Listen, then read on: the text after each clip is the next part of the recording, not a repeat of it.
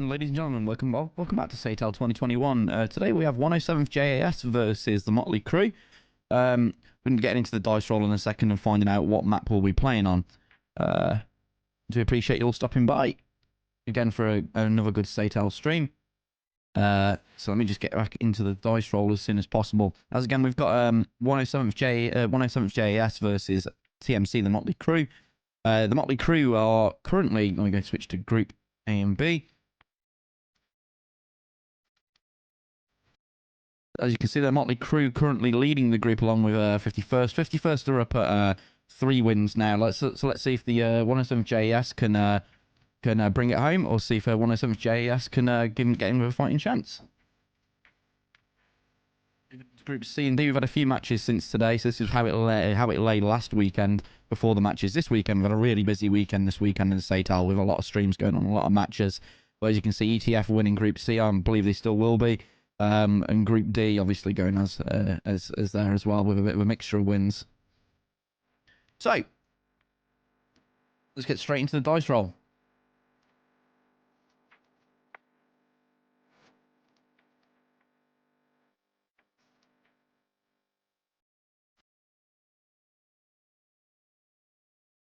$11. What's 11? What is 11? 11 is Raz versus Lewa, cloudy midday. Same one we had yesterday for 51st, apart from it's cloudy midday, not clear late afternoon. That's cloudy midday, Raz versus Lewa. Let me just message Maury.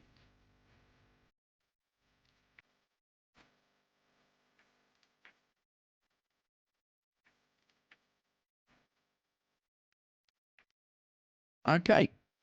I'm just waiting on the server being set up. We'll go back to the stream start. We'll go through the tournament, a little bit of the rules and everything else.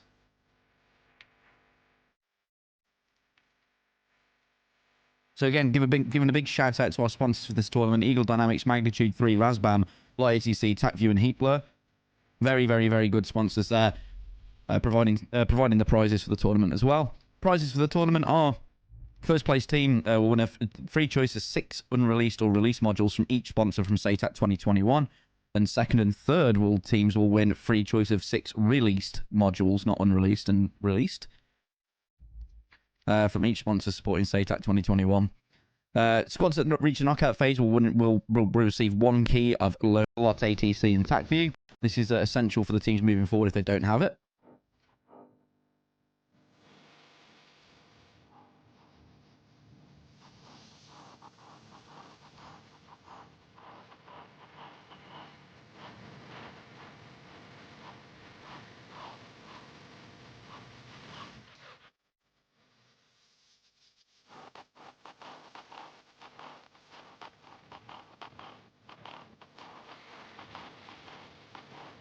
I see, saying TMC don't have it, so let me just get a different dice roll up. I'll just change the way I work it.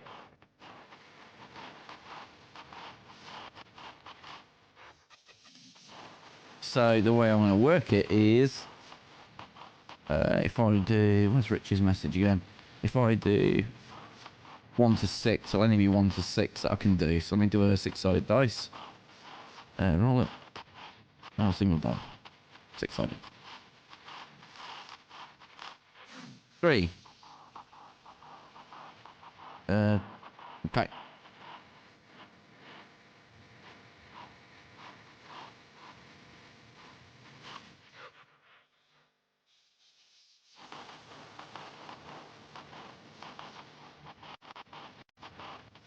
that'll be Sochi Mozdok with overcast morning with rain.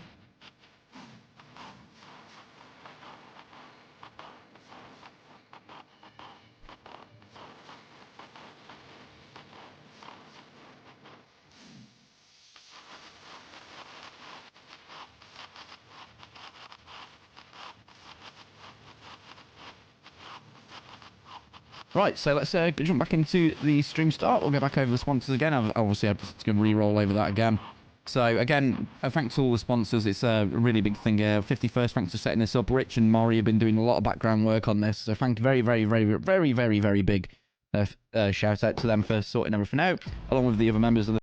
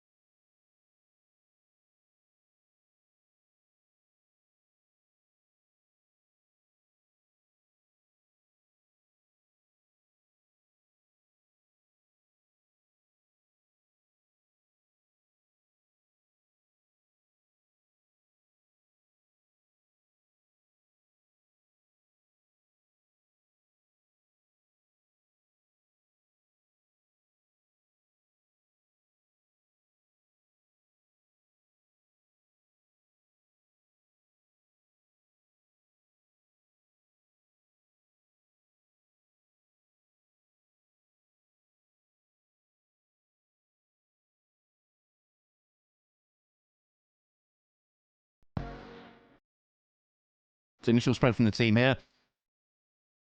204 nautical miles from the air bases. Nice mountainous area over the hills. Let me just see if I can get this sorted. Nice select balls out there. We can see from the E3. Up here it's nice, but they've got, I can see all the downstairs down there. It's going to be quite bad. It's going to be quite bad rain down here. But Minvodi will give us a good shot about what it's like down there. It's not crazy rain as we can see. You can't hardly see it, to be honest. But there is rain. Maybe the MI-20, no. But over the battle space over here, mountainous areas, completely mountainous areas apart from this northern side. With the low clouds, this is going to be a hard one for the teams. I'm assuming it's going to be a really hard one. Oh, it's bad over here. Okay, there we are. There it is. There's the rain.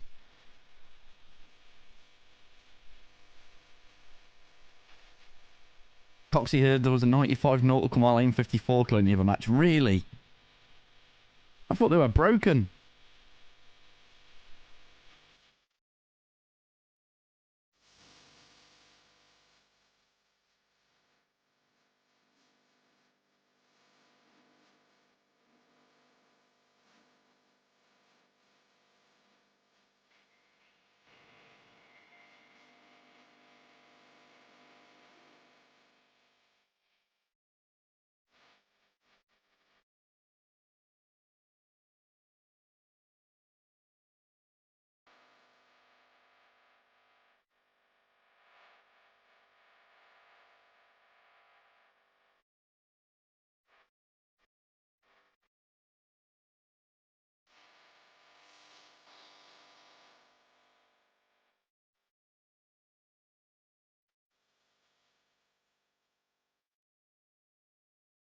Big Onays, thanks for the follow, dude. Welcome to the hangar. Sorry, I'm just drinking a cup of tea while before it starts. So we'll take a look at the... We'll start with blue, so we'll start with TMC over here, and we'll go to the 107th. And as we can see, it's quite bad on the ground at the moment.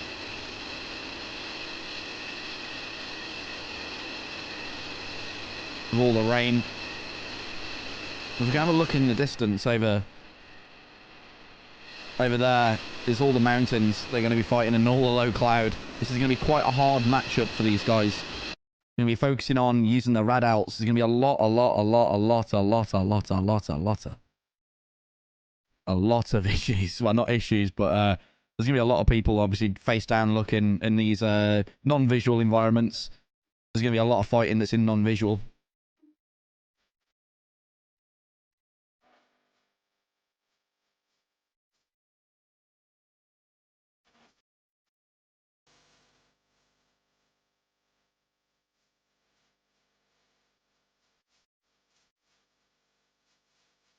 I'm going to check a look at 107 from the other side. These guys performing yesterday. Bringing the Jeff out again. Also, they've got the same sort of makeup over here as yesterday for 107. We've got Turkey, Speed Demon, Petey in an F-15 this time, actually. That's a strange one. We didn't see that yesterday. 2 F-14s, an F-16 and an F-18.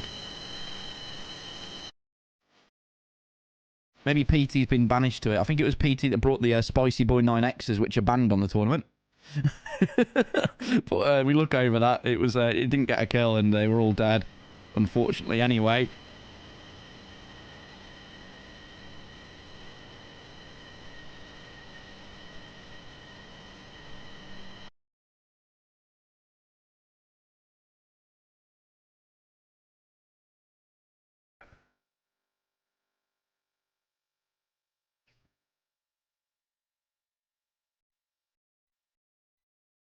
Yeah, very messy down low.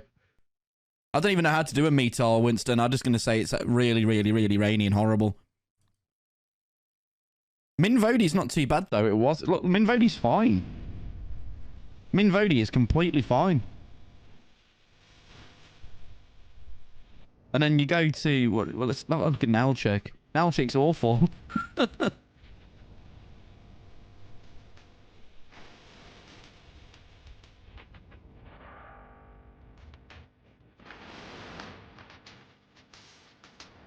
Chad's tail's disconnected. Not quite sure why.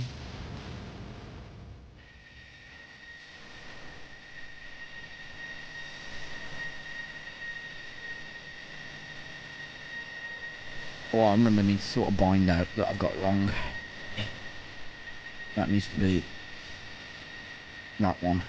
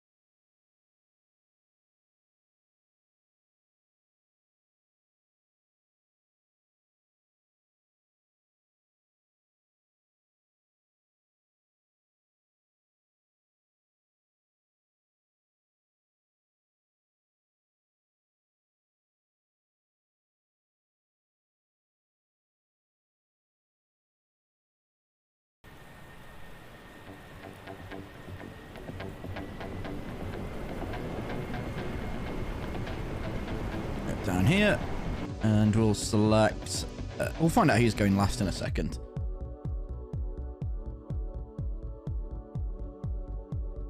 (107th) on the other hand are still not yet to taxi.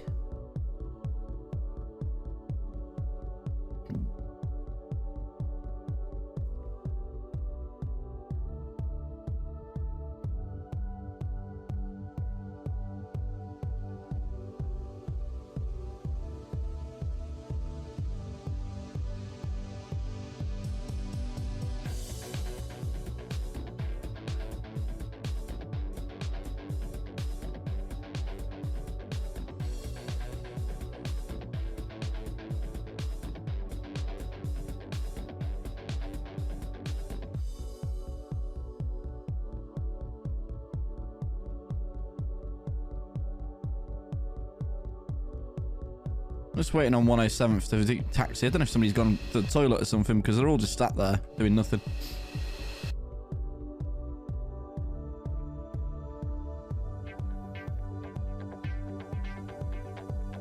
Whereas TMC have, looks like they're finished taxiing. Looks like Kingston's going to be rear of the formation. So we'll go ahead and lock onto him.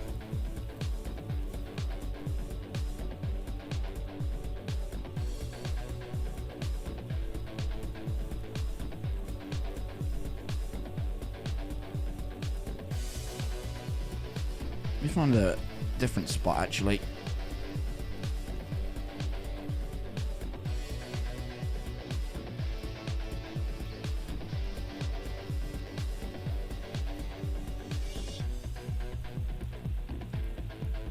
Bit weird because of the rain. I do apologise, guys. This is just DCS rain.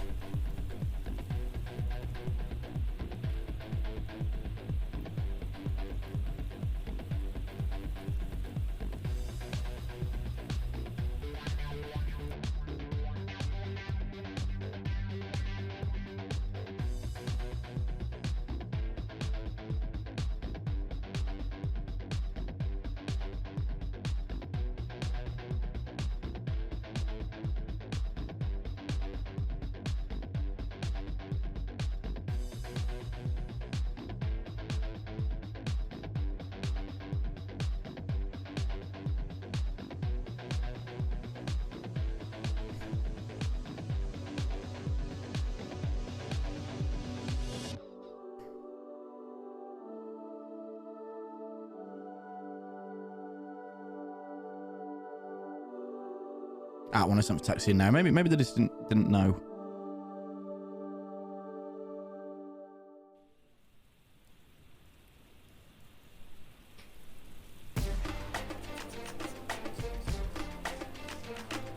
So guys, looks like we have a few minutes, guys. Make sure you go get a drink before this starts. Again, we've got 107th Jas versus TMC.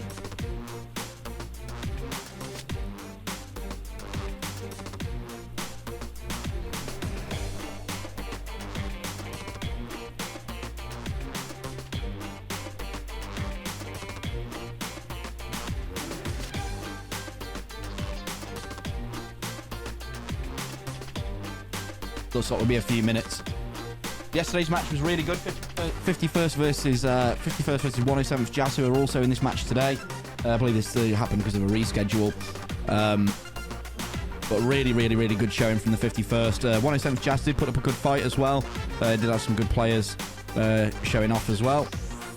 Did get a couple of good kills in.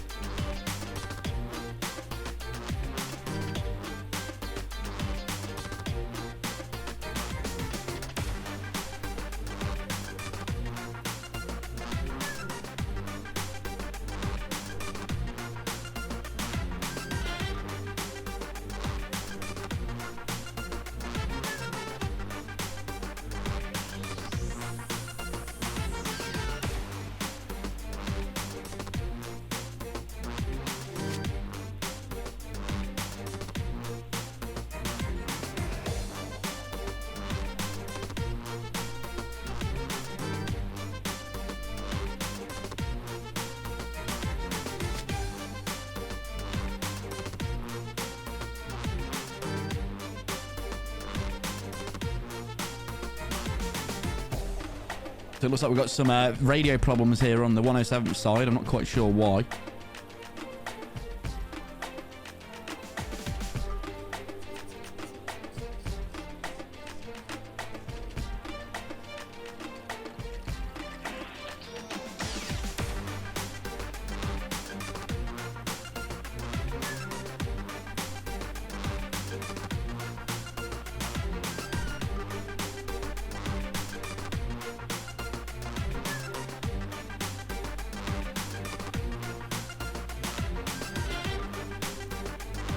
Looks like they're trying to work it out now. I don't know if you guys can see the messages in the corner. Trying to work out why they can't get the VHF to work over the UHF.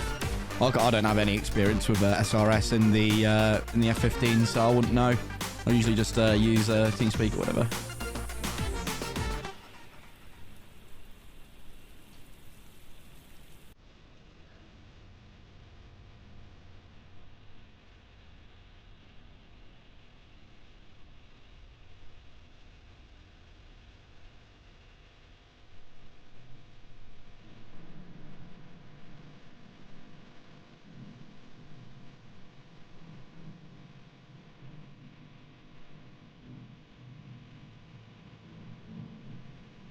We'll just check our 107 for getting along, see if they've actually taxied.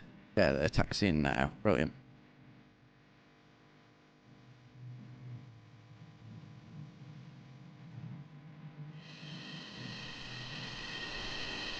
We're letting the Eagle take the lead of PT.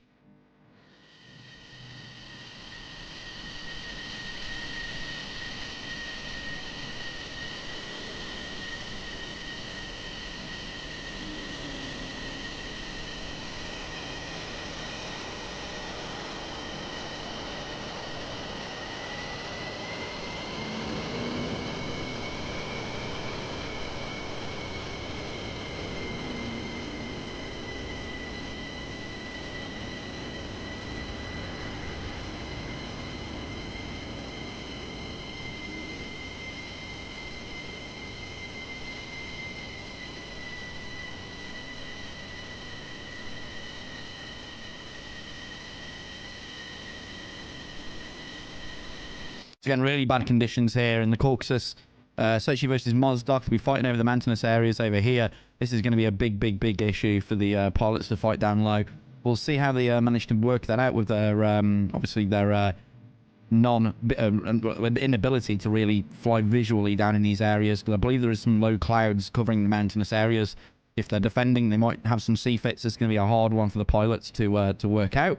I think the option for them to stay high is going to be the main thing that they're trying to get. Well, the option to stay high is there. They obviously just need to know how they had to defend the missiles while they're up high. Lots of dragging out the missile and a little bit of a split S defense to a certain altitude, then getting out of there. These mountains are high as well, which is obviously, like you can see, some here are 9,000 feet ASL. It can be a bit troublesome. Some here 11,000 feet, 12,000 feet, etc. It's going to be a bit troublesome for the guys to work this out.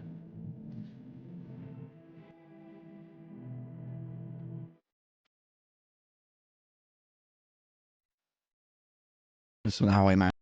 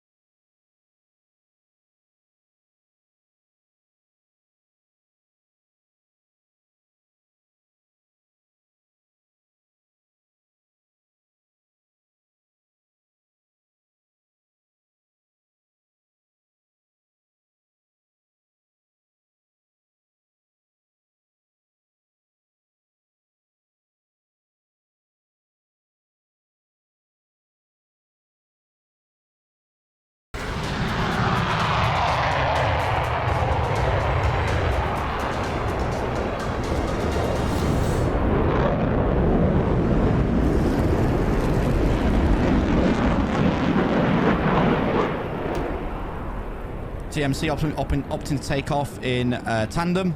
Takeoffs here, left and right side of the runway. Very effective way to get off the ground. 14 is going to be affected a little bit by the engine wake, but TMC are experienced pilots, so we should see them maybe able to get up in the air quite easy. There's no real problem with the engine wake. We're following here with Kingston and Nish.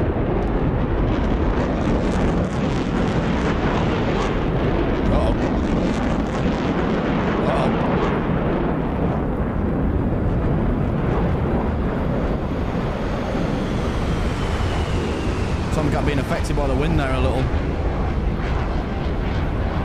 As before, this is a very bad.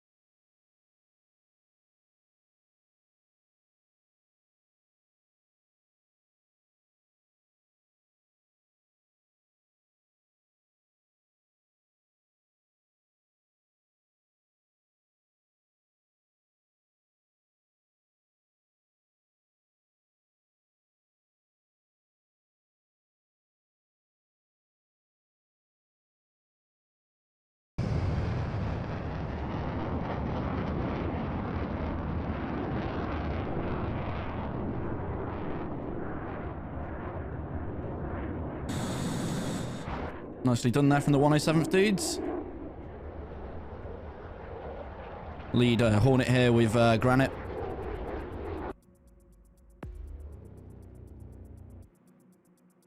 We have the lead here in Dobbo's up at 14,000 feet. In fact, the lead's actually Centurion, but...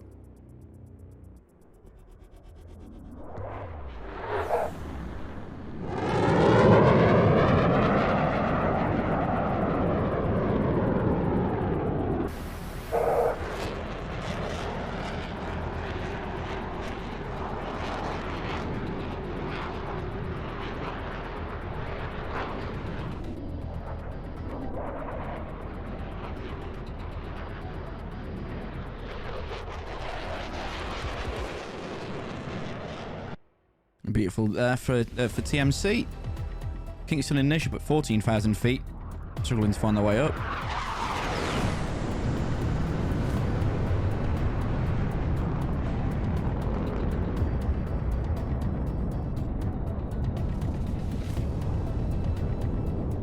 I don't actually want that on that. I liked it on reset, to be honest.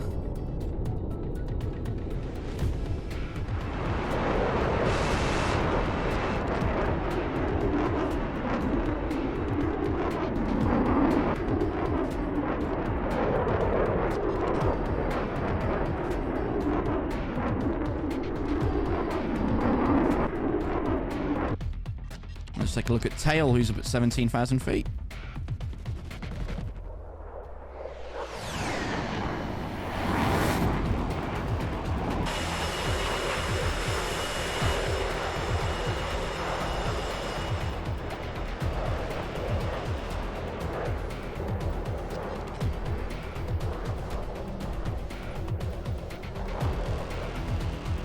It's a nice flying there, getting up at the altitude.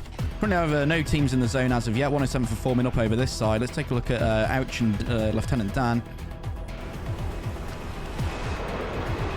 So they're formed up line abreast.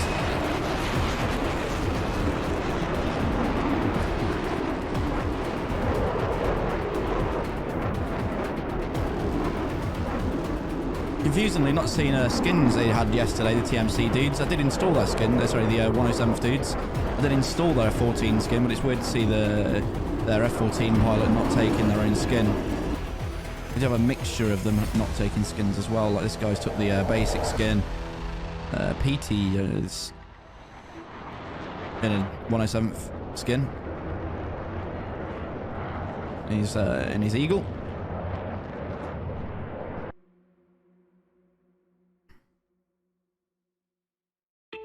I think Turkey's in a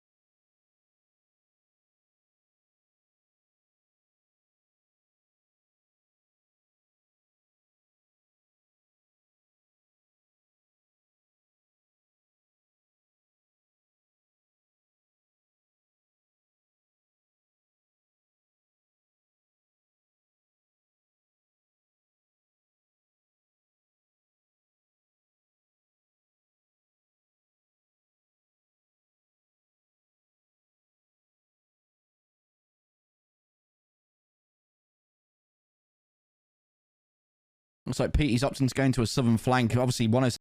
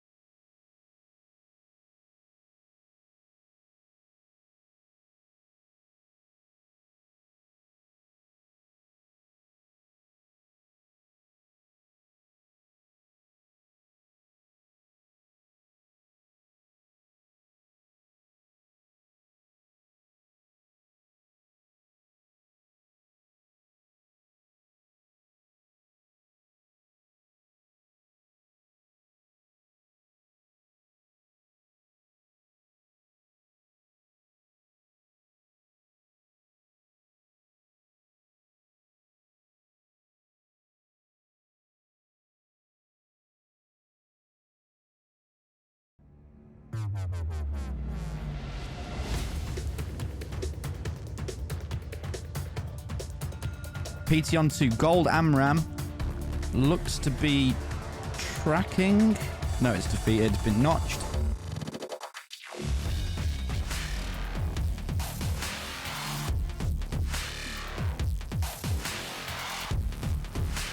I do apologise. I did lose a kill, actually. 1, 2, 3, 4. Looks like we've got a loss for TMC. Let me just double check. 1, 2, 3, 4. Yeah, we lost one member for TMC, but I'm not quite sure where he's gone. Maybe Centurion wasn't the guy that... Yeah. It's 4 versus 4 anyway now. I did lose a kill there, apparently. I don't see 2 kills though. Well, I do. Lieutenant Dan. Sorry, yeah, Zelfa went down. Sorry, I didn't see that kill, guys. I was trying to track that Amram. Try and work out what was going on. 120 out from Dobber onto Turkey. Turkey's cold. Should be a no factor. That Amram's no factor. Too slow. SD10 is chasing tail out of the center of the T8.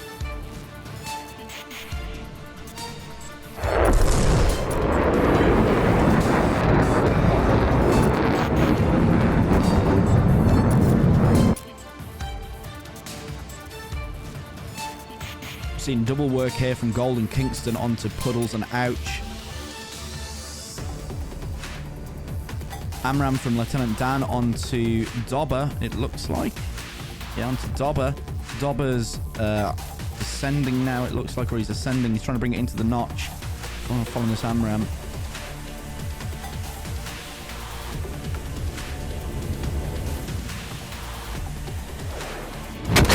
Dragged into the ground. No factor Amram there.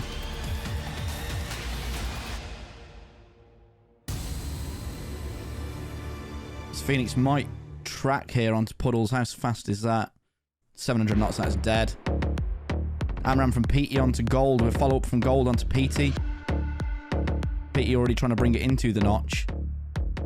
Also, we did lose another guy as well. Dobber's down. I didn't see that either. I think you might have C-fit. Yeah, that was definitely a C-fit there. We've only got 2 kills on the board for 107. So it's 4 versus 3 now. Sorry to miss a C-fit. C-fits are hard to catch, guys, because you don't know what altitudes they're flying at. I think that was a C-fit there, to be completely honest. Lots of Amaranth, lots of Phoenixes out onto Puddles. We've got a 13 nautical mile spread here from Puddles and Ouch onto Kingston. This Phoenix is getting too slow. You can see the Phoenixes are a bit of an issue at the moment for in DCS, where they're a little bit bugged, and the Cs are worse than the AIM 54As apparently, but I'm not sure how true that is. It's getting low here. Speed Puddles and Ouch need to be careful. They're at 5,000 feet. Very easily lose track of how far you're over, far you are down.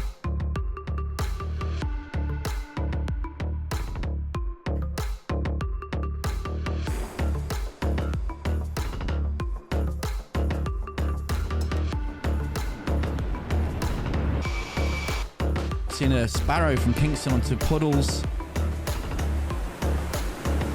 Looks to be tracking. Good track here. Splash there onto Puddles.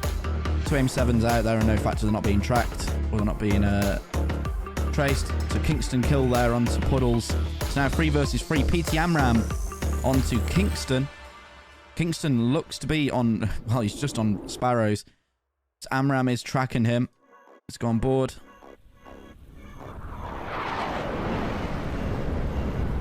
It's getting low and down to the ground, trying to get some ground masking here from the Amram.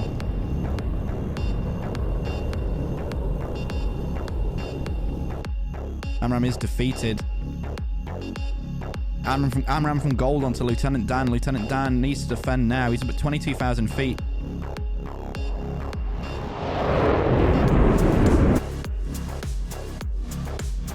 Amram looks to be defeated and lost track. Close merge here. Amram from Kingston to PE.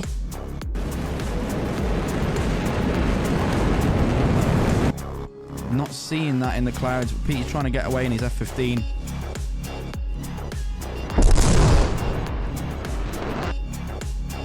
Second AIM-9's missed here. Kingston's down to guns. A little bit of trouble here for PT on the back foot from the Tomcat. But what can he do? This AIM-7's not going to catch him. So 3 members up for TMC, 3 members up for PT. Kingston is down to guns. PT... and Amram, 2 Sparrows, 2 Sidewinders. He's got everything in his favour here. He doesn't know about what the missile economy is like for Kingston, though. Kingston now opting to descend. Get low to the ground again and turn cold. While Gold and Tail come back into support.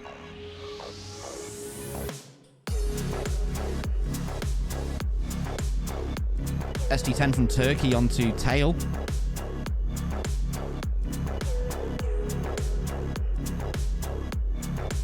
Tail immediately pushing into the notch, or attempting to. Jump on board with... Oh, I need to watch what's going on here. If Tail dies, I'm afraid.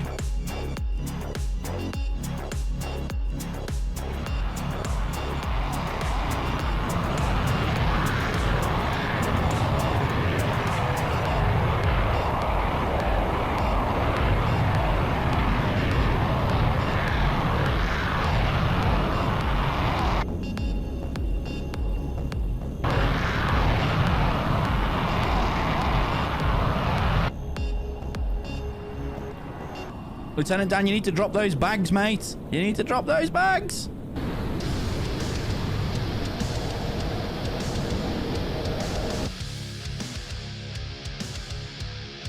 Oh my god. 2 TMC members right in front of Lieutenant Dan. Get that Sidewinder off, friend. Get that Sidewinder off. He's lost visual. Oh no. Come on, get that Sidewinder away. Come on, dudes, right off your nose. Come on.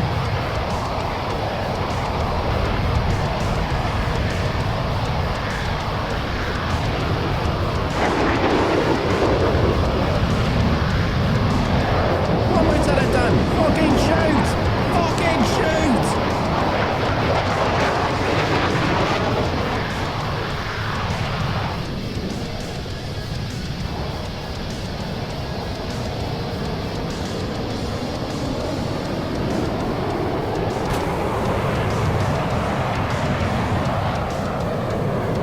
Splash! Thank you, Lieutenant Dan. Thank you.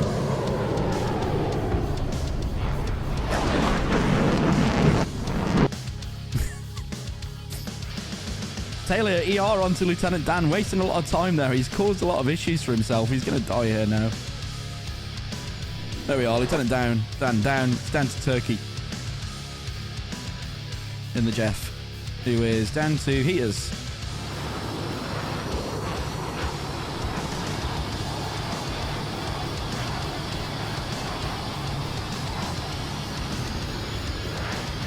Oh, Lord. Merge here. Jeff merged with a Tomcat. Tail's a little bit too far away to help.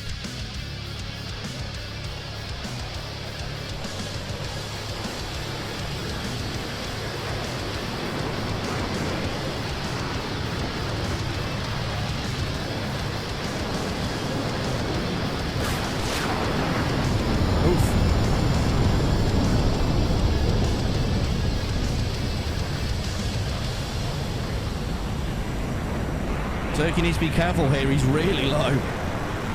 7,000, 6,000 in ASL. I don't know if he sees the ground.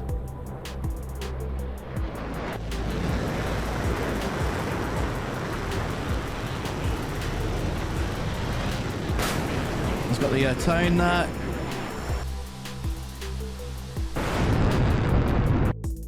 Must be a splash there for Turkey, but he is down to guns. He is down to guns, people. What's Tail got on board? Tail's got...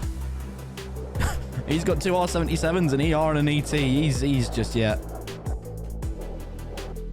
There's the ET out from Tail onto Turkey. I think Turkey's dead here.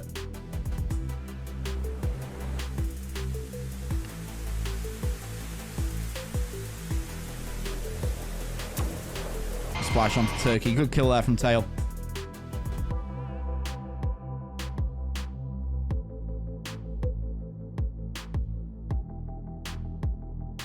Went down to the wire there. A little bit of a shaky start there for both sides with some deaths that shouldn't have happened and some disconnects due to BSOD, which is unfortunate.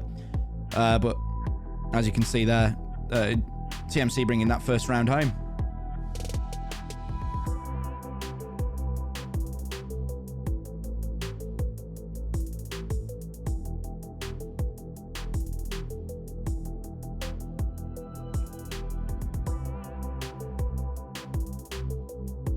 But we had a couple of deaths. There might have been a C-fit death somewhere there that caused a bit of the issue there. Tail was obviously being the killer there for TMC. 3 kills for Tail in the J11. Really good play there, saving his missiles as he usually does from what we've seen in previous competition.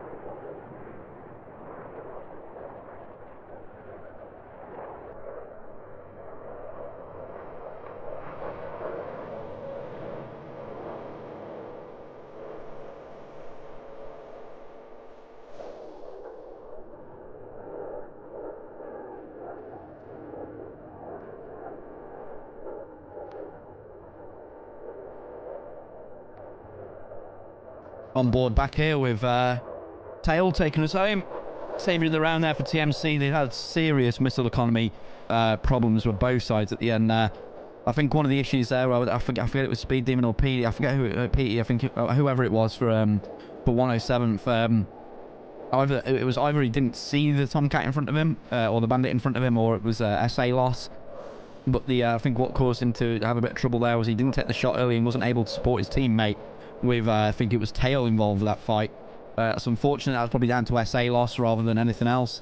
That does happen in these tournaments and does happen when you get close in the merges where you can't find the visual, especially with the clouds and rain involved. It can be quite hard, but it is what it is. I think the unfortunate thing there for both for 107th was they were in a really strong position at the start of that round. Even with the loss of 2 members, I think Speed Demon said he had internet issues, and we had a BSOD BSOD crash from Granite. So that's unfortunate for 107th. They were on a 2-person back foot and managed to bring it down to a 1 versus 1. That really shows why their missile economy was bad, because they had to use a lot more missiles to try and get people down, unfortunately.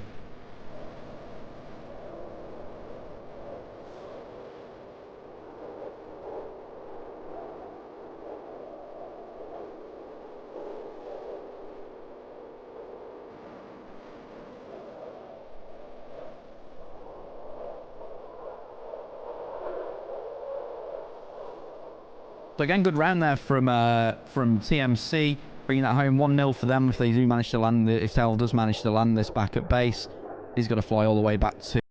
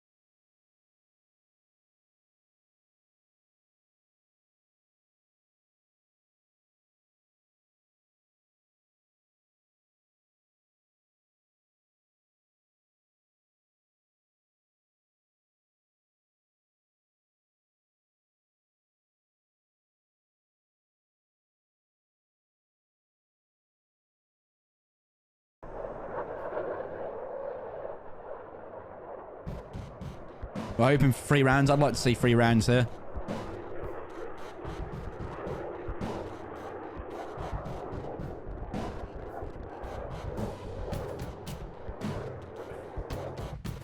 So guys, Tail's nearly back home now. It's 37 miles for Tail to get back home.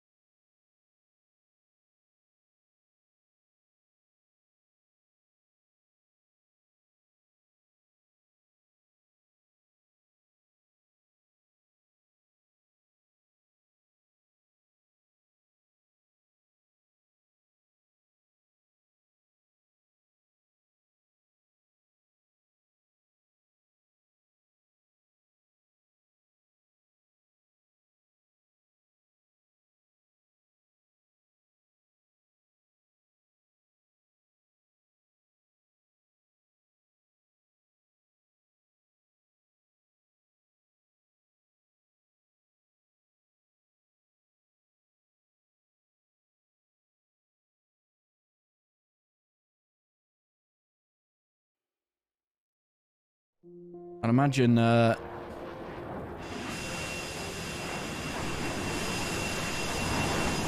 imagine Tail's opting for a straight in here.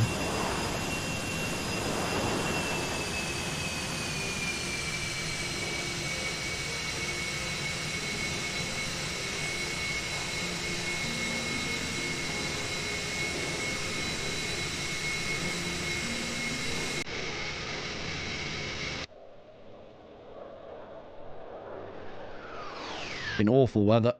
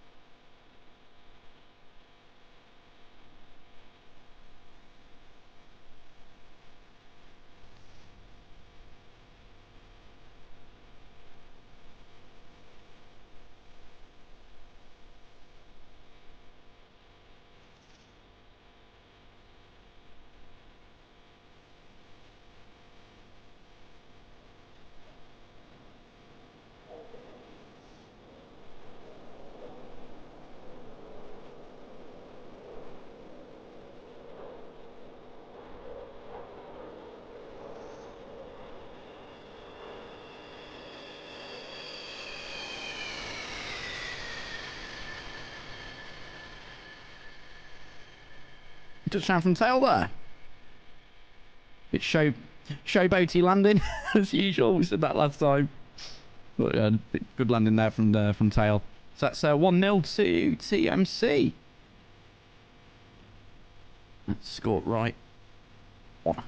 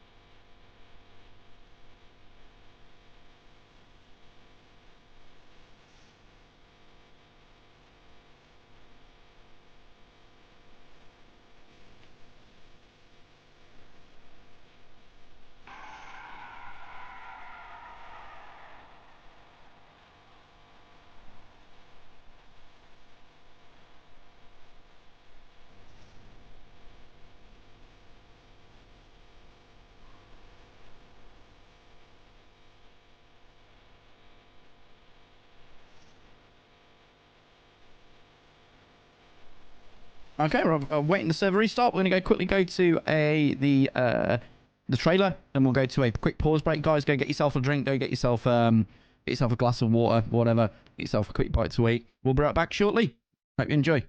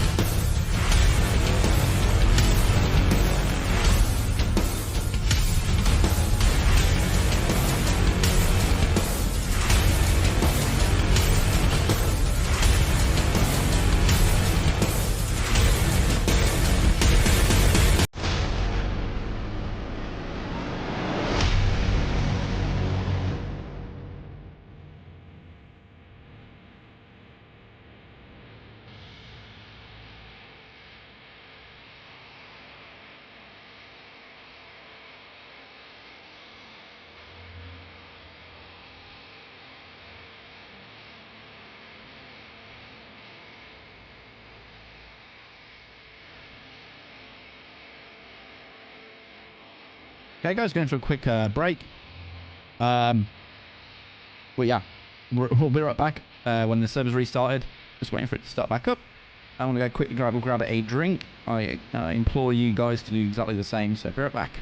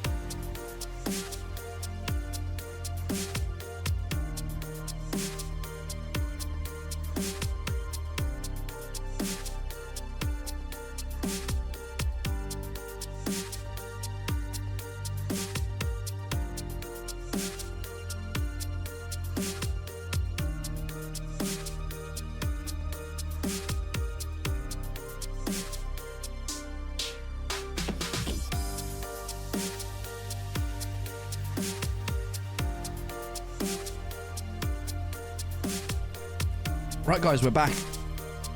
Just to let everyone know in chat, obviously there is a 60-second delay on. We don't have any alerts on, but I do appreciate if you guys are new here, enjoy the content, enjoy the SATAC streams, drop a follow. I do stream DCS on my in my normal time as well, quite a lot. It really goes a long way if you do drop a follow. We just reached 2,000 the other day, and we're doing a giveaway on the 18th where we'll do 2 giveaways. So it'll be you get a chance to win 2 modules of your choice for DCS. So if you follow now, you'll have a chance to do, say, a week following minimum. Again, a big sponsor shout out to Eagle Dynamics, Magnitude 3, Razbam, Lot ATC, TacView, and Heatblur. They've all put up some kind of prize for the tournament. It's really great that they've done that. Obviously, the winning team, I've said before, win a choice of 6 unreleased modules or released modules. So they could win the F-15E, the Typhoon, or whatever, or they could choose a released module like the Viggen or the F-18, etc. Second and third place teams will receive the free choice of 6 released modules. So they won't be able to get like the F-15E. They'd have to go for like say Viggen or something like that. And obviously, squads that reach the knockout phase, which we'll be getting to shortly, will receive a free copy of Lot ATC and TACView, both of which are amazing tools for DCS and other flight sims, etc. Really can help out your debriefs and stuff like that if you really want to know what's gone on, if you're in a squadron. Or you can just have a look at it and have a look back at your replays, etc. On TACView. Lot ATC is really, really good for a real-life kind of GCI. GCI being what would be a ground-controlled intercept, AWAC-style role. So you'll be vectoring planes on to airports or vectoring planes onto other jets that are hostile and providing update information to them.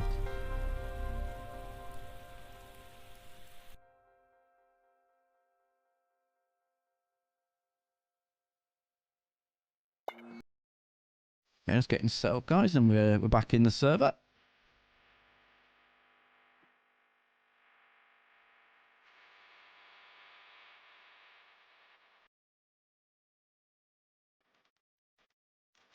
So this time I'll be taking off with the 107th over here.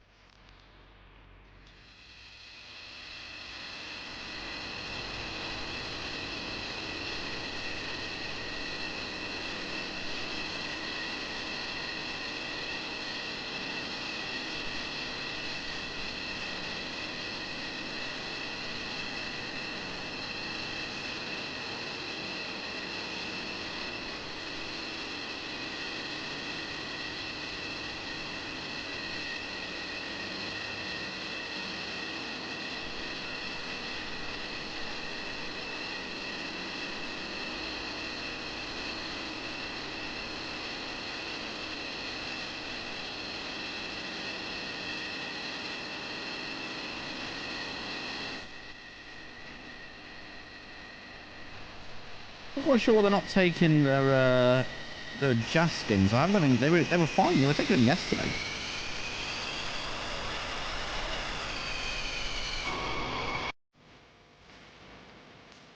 So we're taking off the 107th, guys. Again, say obviously they can't change. One rule of the tournament is once they've chosen an aircraft at the start of the match, they can't change what they've got.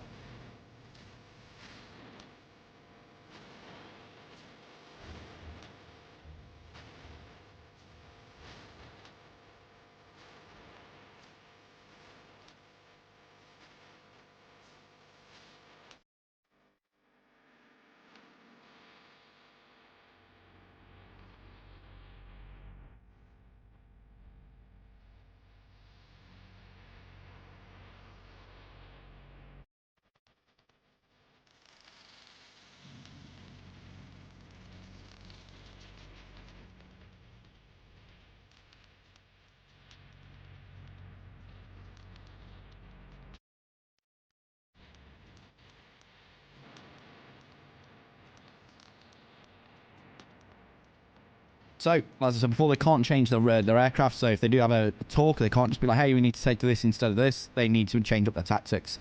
So 107th obviously taking the stalls to 2 F-16s, 18, 14, where they've got a guy Rioing in the back seat for Puddles.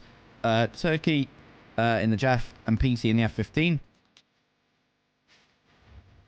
And on TMC, we all know what the loadout was. 4 F-16, J-11, 14 F-16s, and an F-18.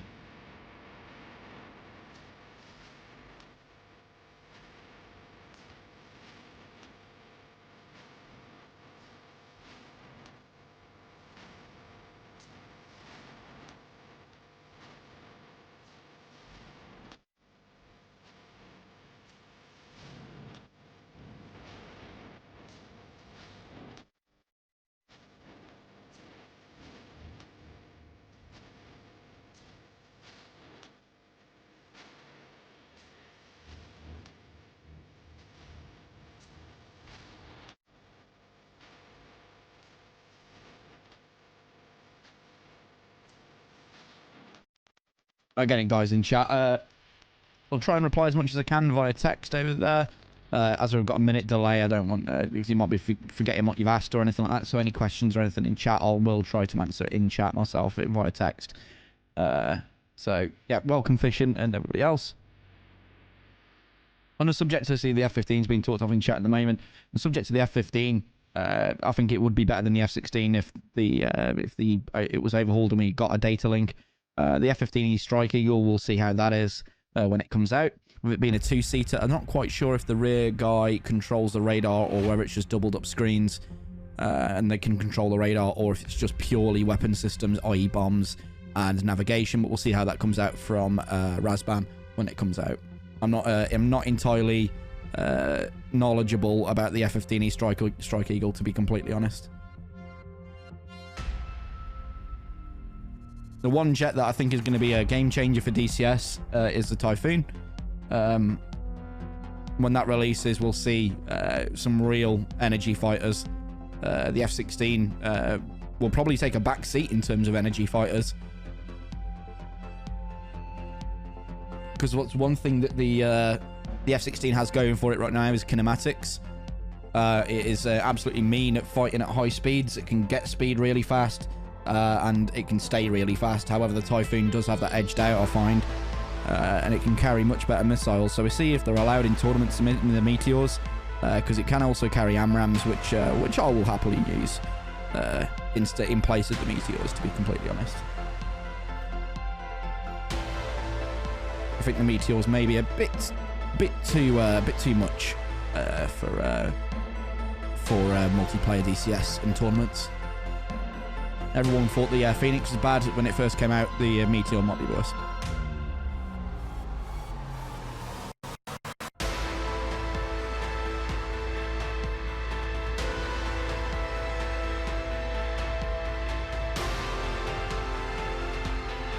So let me check over on their TMC side, see if they've taxied. We're just waiting on Kingston to taxi, being the last man.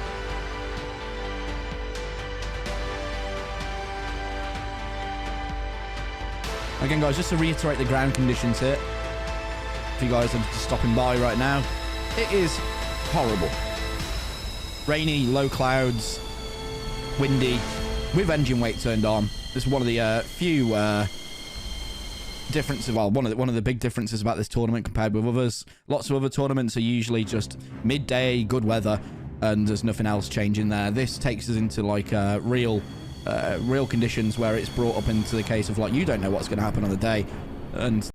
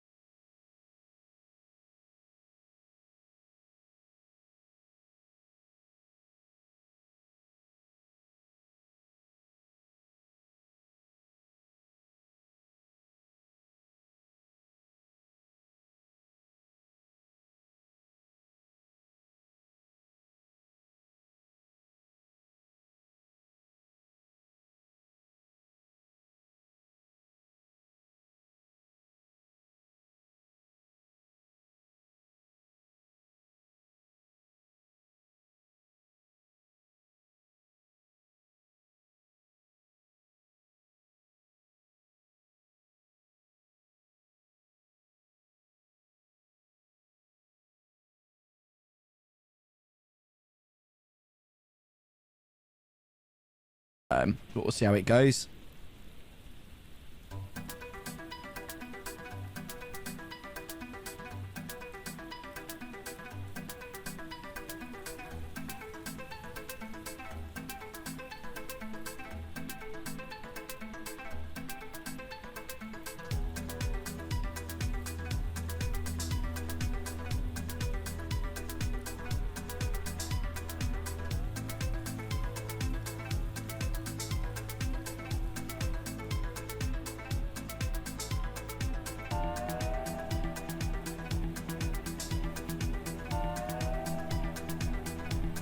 Okay, we're already here. So 3, 2, 1. Go, go, go, go. The typical is goo, goo, goo, goo, goo, goo, goo, goo, goo.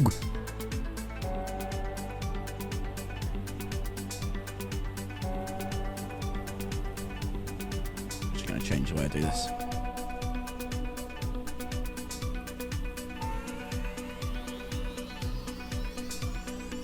It's in the Jeff leading the pack there for 107th.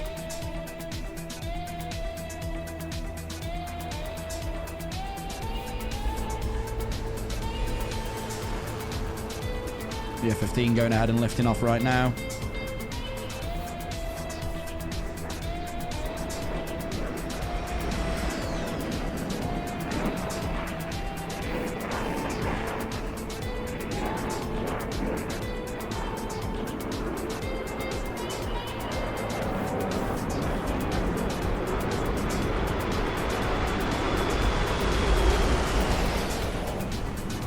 And then Granite following up the rear with the other F16.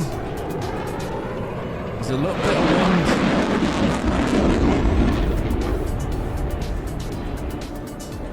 You can see the wind and engine wake here causing a bit of trouble on the takeoff.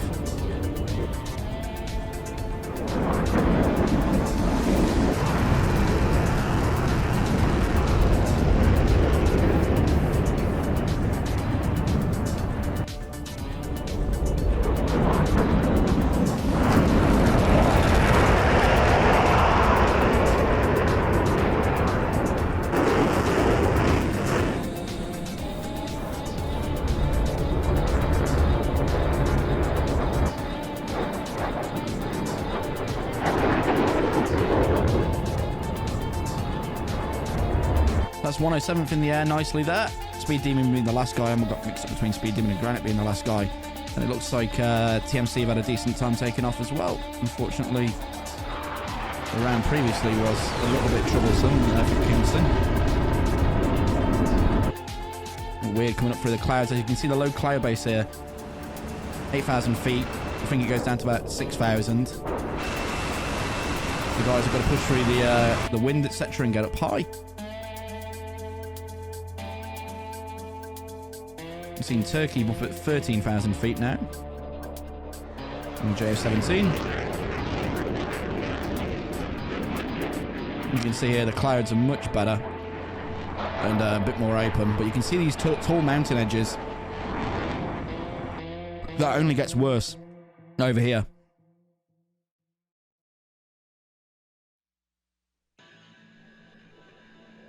Oh, bit of lag.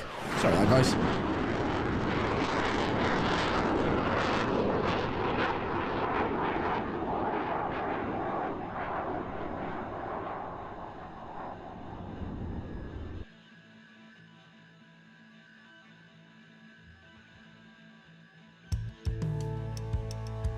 And take a look at PT flying by his F-15. You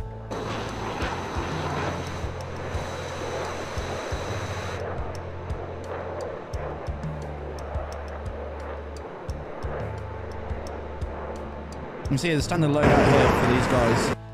Have a look at the F-15 here. You can see the 4 AMRAAMs total, 2 wing AMRAAMs, 2 centerline AMRAAMs on the cheeks, along with 2 Sparrows and 2 Sidewinders. As before, the rules of this tournament, you can only take 4 active missiles or 4 R-27 ERs. This obviously stops the spam ramage and stops the long standoffs you'll see with a constant grinder attempts for 20 minutes and then people just staying really, really, really far behind and not really doing much else other than that. All got stretched. Not stretched. I'm not on camera, so I don't understand it.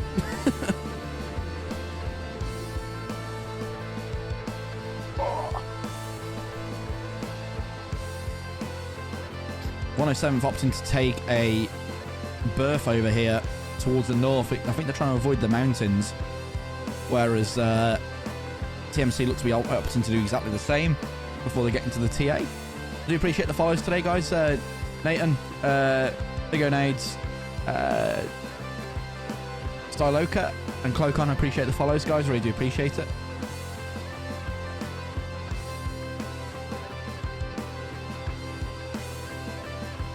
Let's take a look at the F-16s back here for TMC.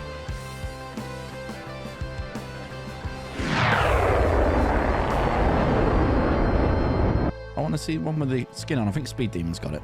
Yeah.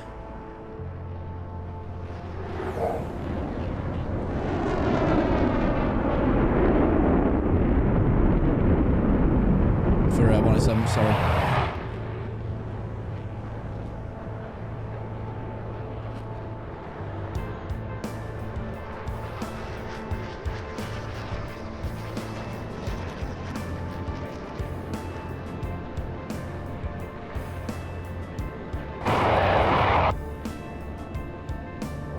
JC, I appreciate the resub, my dude. Got no alerts on for these. I do really appreciate it, though, my man. Thanks for the 8 months, dude. Really, really do appreciate it. Thank you for the kind words as well, Fishing. Been really fun to stream these, and I've learned a lot about the camera reviews on the way, thanks to Coxie.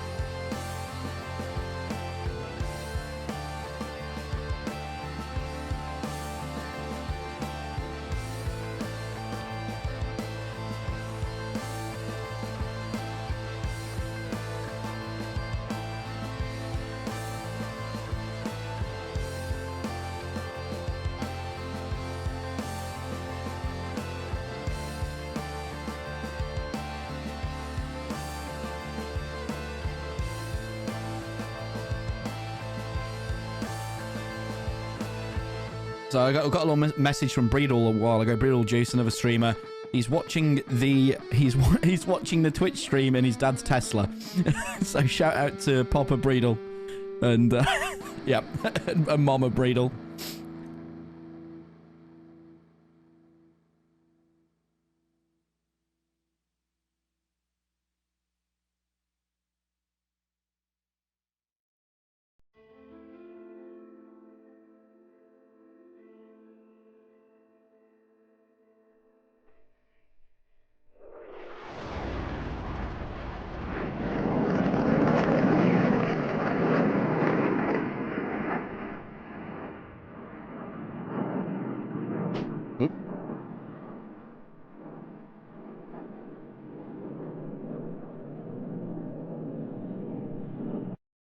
So no teams have touched inside the bubble yet.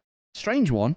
Usually see them getting inside the bubble a lot earlier than this. But both teams are opting to looks like they're trying to opt to go get high and around into the flat grounds rather than these mountains. This was a trouble last time when they're defending in these mountains. Unfortunately, the cloud base being so low, it does cause a bit of an issue.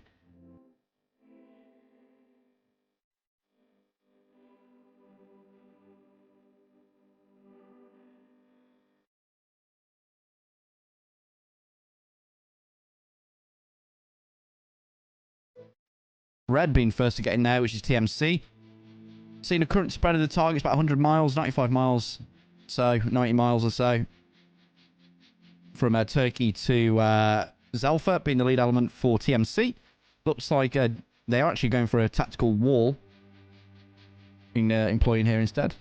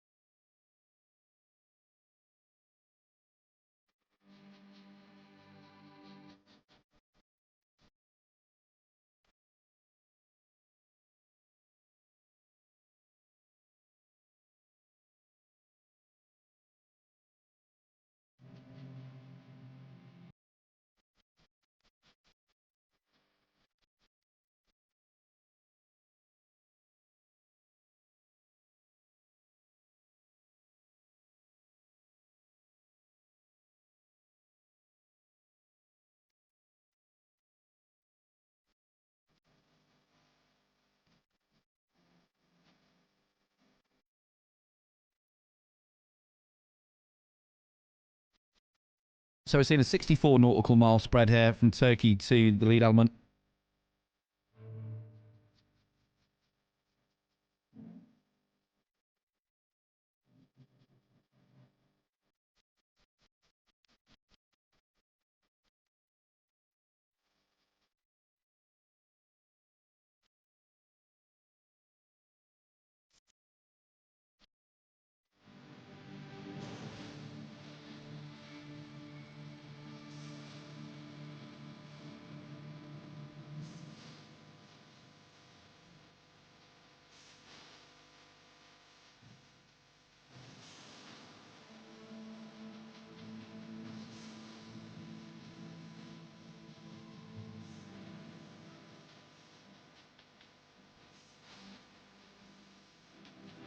So 52 nautical mile spread here. So I'm a bit quiet watching what they're doing. I mean, I can't really talk much about what they're doing. I mean, we can't really talk much until there's missile out. They're a bit slow this round. There's very more. It's a bit more paced. Obviously, I think 107th here have decided to change up their tactic a little bit and opt to take it a little bit slower and a little bit higher. Because Turkey here is up at 39,000 feet, 38,000 feet for PT, 38,000 feet for Puddles, 42,000 feet for Speed Demon, 42,000 feet for Granite, and 36,000 feet for Lieutenant Dan. We have, for Centurion, up at 28,000 feet, Zelfa up at 32, Tail down at 25. Oh, we've seen a Phoenix out here from Kingston. That's a good 57 nautical mile shot. That could be a decent shot.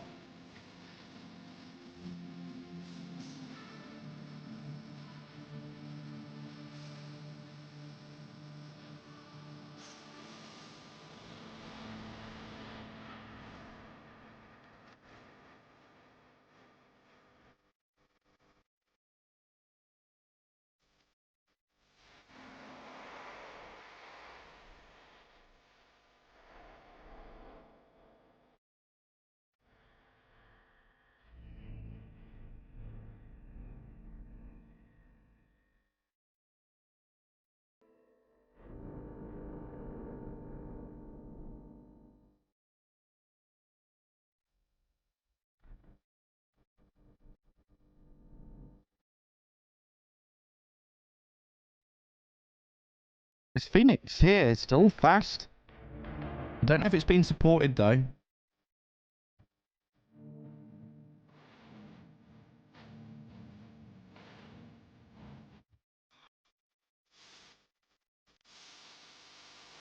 SC10 out from Turkey onto Dobber. Dobber reacting here. I believe it was on Centurion last time, and these guys are opting to go cold. Dobber trying to bring it into the notch. That Phoenix looks to be tracking onto Granite. It's about 52,000 feet and descending. Granite's at 42. This could be a good shot here. It's still got quite a bit of energy. Oh, it's going to lose it, I think, though. Being dragged out. SD10 still got a lot of energy onto Dobber, but Dobber is cold. Phoenix is going to lose energy before it gets anywhere near him, I imagine.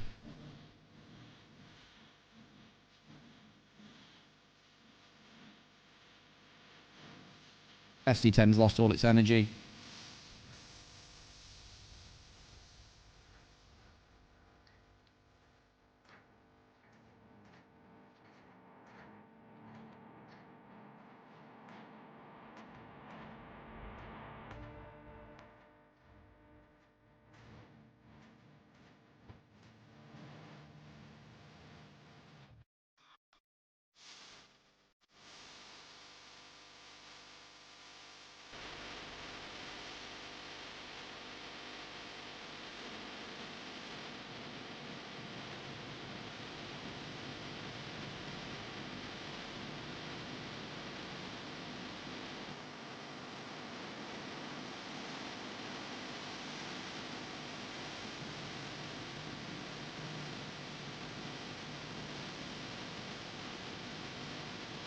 PT launching an AMRAM onto Centurions.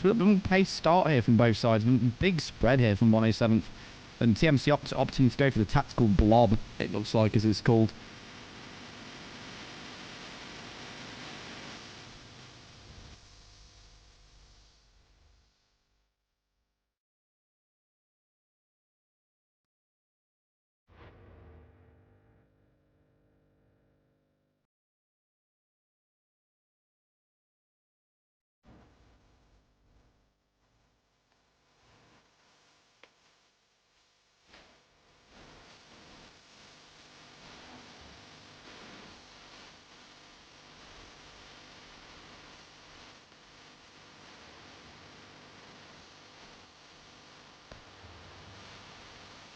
Again, a really slow start. 1, 2, 3, 4, 5, 6. All members still up here. Tactical blob here from TMC. There's nothing much they can do here. Nothing much to comment on. It's really slow and paced. To see these lobs, SD10s and Phoenixes are just a bit too far to really do anything. This Phoenix might have enough energy to do something to Turkey, but Turkey's descending already. It is tracking, but it is losing speed, being brought down into the thicker air.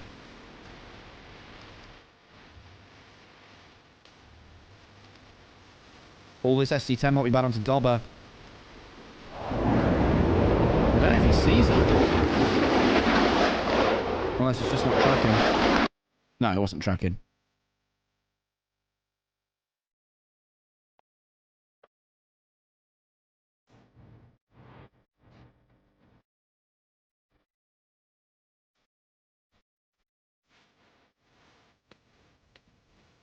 This SD10's dead, it's not tracking anything.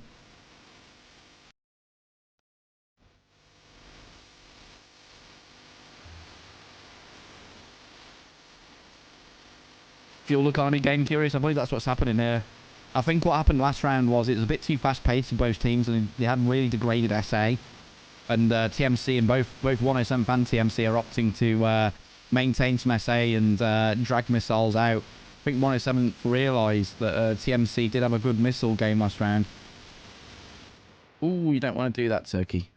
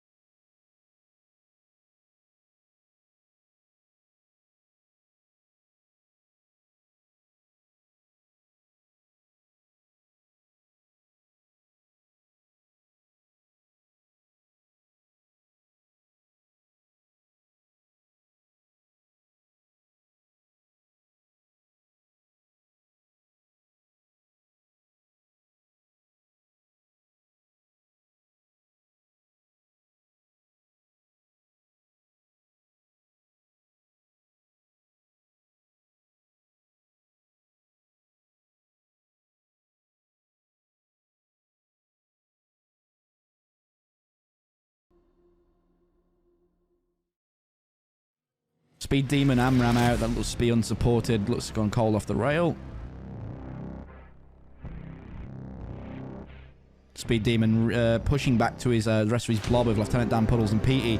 TMC now trying to push the advantage home. 120 out from Dobber. Looks to be unsupported. Onto a ghost contact, maybe. Yeah, probably onto a ghost contact.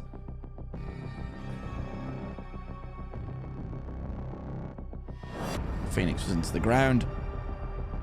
Tail defending a Phoenix. But there's no Phoenix is dead. Let's jump on board with Dobber here.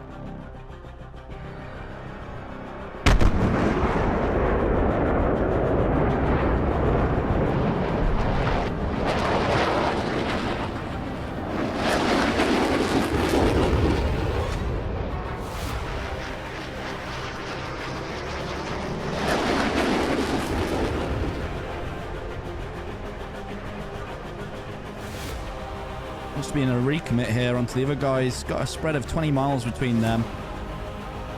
Zalfa's just having a bit of a walk in the park up here. I don't know what he's doing.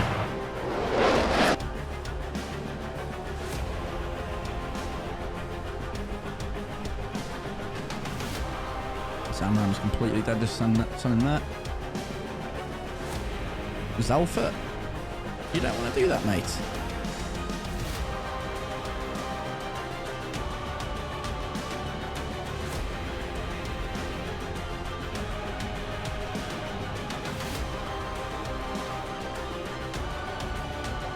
You don't want to turn around that. Obviously, here's the grace line. This is what it's called. That's what I would call it. Dobber out onto PT. There's Alpha recommitting in. PT defensive in his F-15. Let's jump on board with him.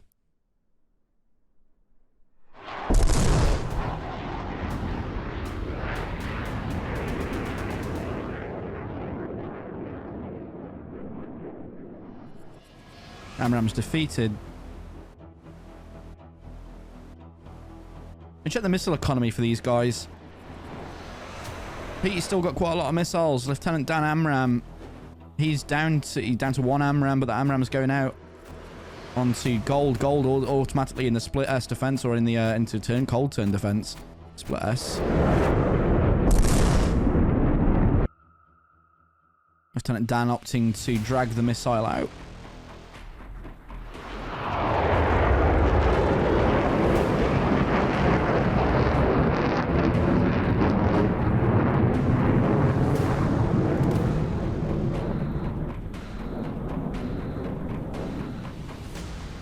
Careful of the squirrels, sir.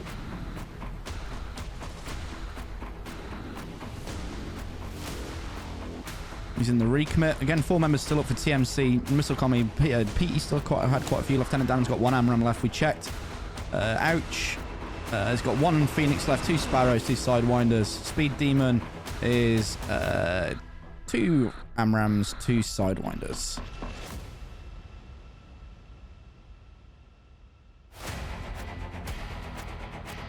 Again, all 6 members up for TMC. Let's check their missile economy. Tail should have all of his, I imagine. Yeah, he's got everything. Tail's got everything. Zelfa, he spent 1 Amram. Centurion spent a couple of Amrams, or 1 Amram, sorry.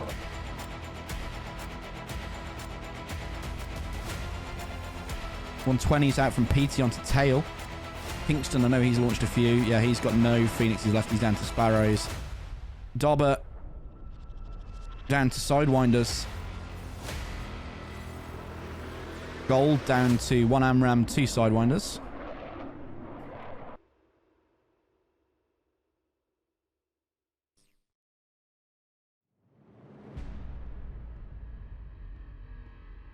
Amram out from Zelfa and Centurion onto PT, it looks like, or onto Puddles, who's in the recommit with the Phoenix. Trying to force him defensive so he can't get the track with the Phoenix, I imagine.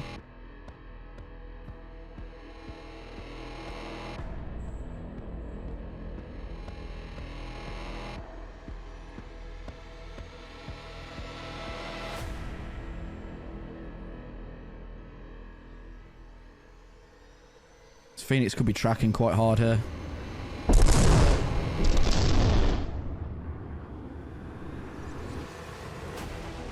Just out of energy there.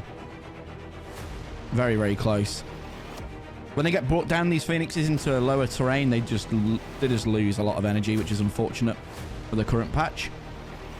TMC reconsolidating this tactical blob. Got 2 members, 3 members cold at the moment, while 3 members recommitted. Got a spread here of 6 miles from Lieutenant Dan onto Dobber. Lieutenant Dan's down to Sidewinders, I believe. Yeah, down to Sidewinders, and I think Dobber's down to Sidewinders as well. Yeah, Sidewinder launch from Dobber onto Lieutenant Dan. Could be a kill here. He's unaware.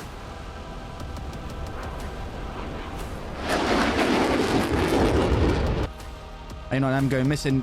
A9M onto Dobber from Lieutenant Dan.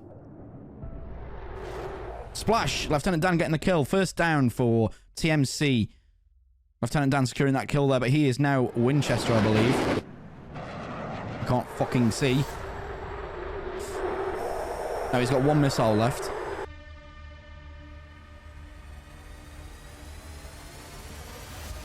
Speed Demon dragging an AMRAAM out that's dead. Speed Demon. Oh, A9M and a Sparrow onto Lieutenant Dan. Lieutenant Dan in a real bad position here. 9M out from Lieutenant Dan onto Gold. Lieutenant Dan defensive.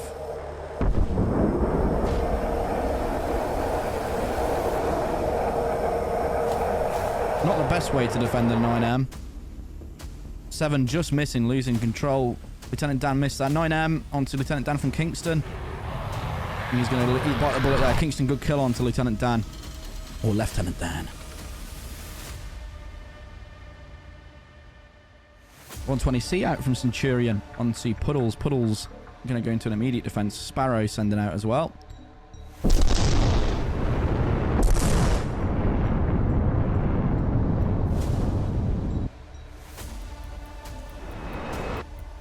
AMRAAM's defeated. 7M's doing nothing. Looks like we lost Zelfa in that fight as well. Did miss that. Did miss Zelfa going down. I'm not quite sure if that was a C-fit. Let me check the scoreboard. No, looks like Speed Demon secured a kill on Zelfa that we missed in the death of Lieutenant Dan. Or Lieutenant Dan. So now we're seeing 3 versus 4. But the missile economy for 107th is really bad. We've got Sidewinders only. Oh, we've got Sidewinder Sparrow on for Puddles. Speed Demon is down to 2 Sidewinders. PT needs to get into this fight here. He's got 2 Sparrows left and 2 Sidewinders. He's the one that can help out here.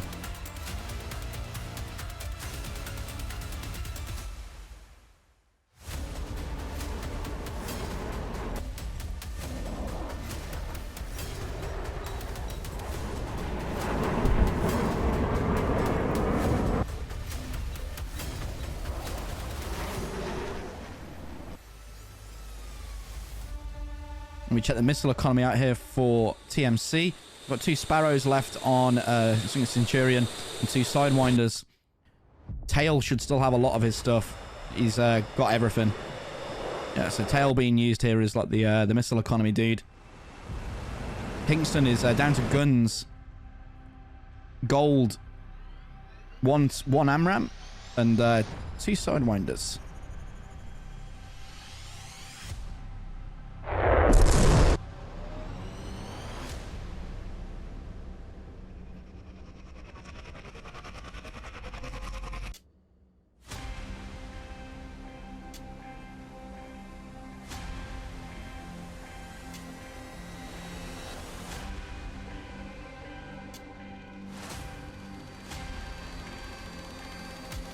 So seeing them reconsolidate into this blob.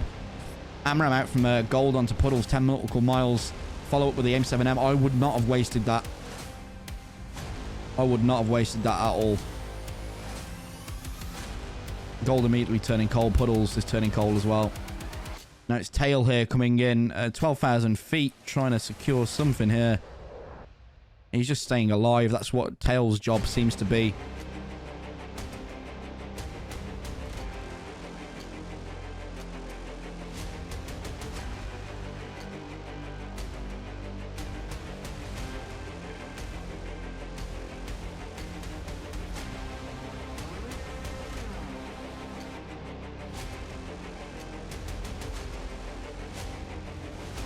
.107 in a really bad position here. Hopefully, I want to see something happening with a merge or something like that. We're down to guns. Might be a weird one.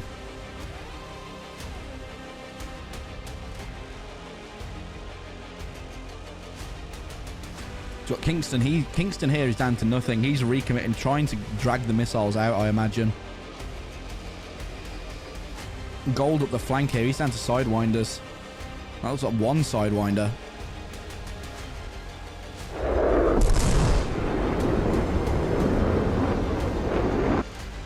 A9M from Speed Demon onto Kingston. Kingston, don't know if you saw this. He's flaring. He splashed though. Kingston down. Speed Demon up. PT on the recommit here. 9M from Gold onto a Cold Bandit. PT really needs to turn left. This is the problem with the F-15. The lack of SA is a problem for these guys. And the weather really does not suit the F-15, unfortunately.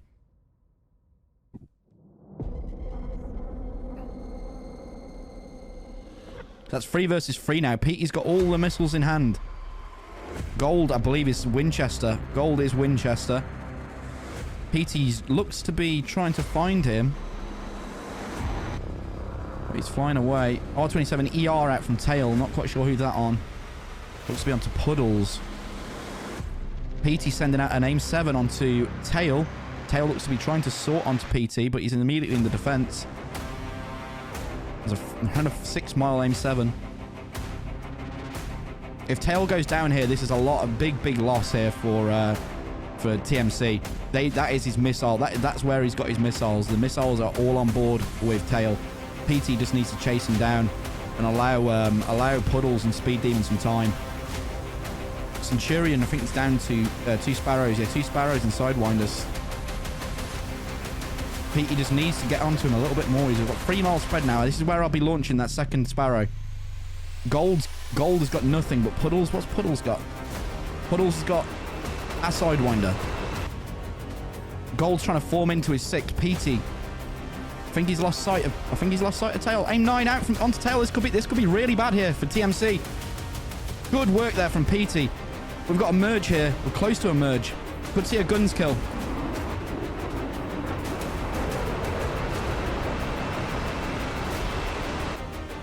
Jump on board with Gold. 9M out. Onto Gold. Gold going down. Oh my god, it's just down to Centurion now. 107 bringing it back. Oh my god. But the missile economy is so bad for them. We've got one of them. Oh god, no, it's 2 versus 1. Puddles is in real bad danger. He's going down. PT down to 9Ms. We've got Centurion coming in. He's got Sparrows. Speed Demon is Winchester. Puddles is just trying to hang on for dear life here. I'd be punching out here. Aim 7 out. Oh, that's a wasted aim 7. That's on a dead target. That is wasted. That is wasted there, Centurion. PT again. He's got some missiles. He needs to be able to find Centurion, but Centurion is just firing aim 7s at some other guy. Speed Demon is down to nothing. Oh, this is really bad. 107th needs to get PT to recommit. I don't know what they need to be communicating here.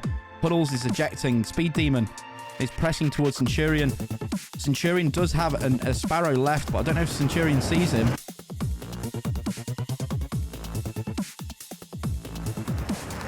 Looks to be a merge.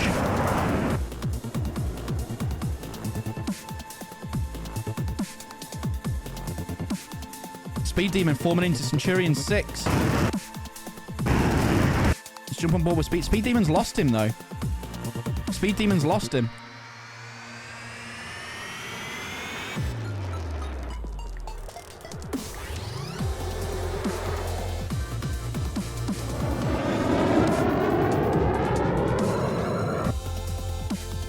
Centurion, I think he's still got that same loadout. Looks like he spent both his Sparrows. He's just down to Sidewinders. Speed Demon's Winchester, but PE's the guy here that can do a lot of work. He's got 1 Sidewinder. This is really bad for 107th. They've got one guy that's completely Winchester, and PE's up here with just 1 Sidewinder. Looks like Centurion's just going to stay low and try and sneak in on 6 using his SA page. PT really needs to be careful. Speed Demon needs to turn back in, and Speed Demon should know where he is, I'd imagine, if the AWACS is picking him up. The AWACS should be picking him up.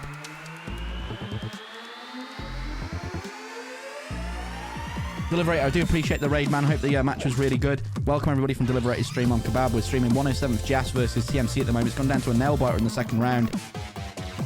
Speed Demon's forming in on him now. He knows But Centurion doesn't know where Petey's gone. Must be a merge.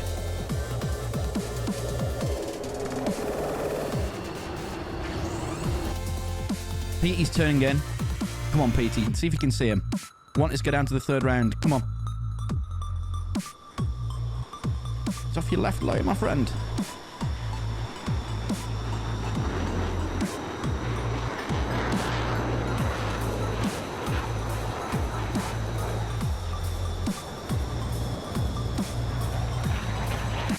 PT completely unaware. So Speed Demon Centurions is crying out. It's gone down to a fuel game at the moment.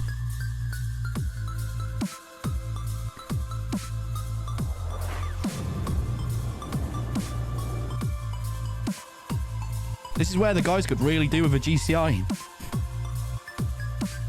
Centurion may have just got a bit of SA there. He's turning straight back in.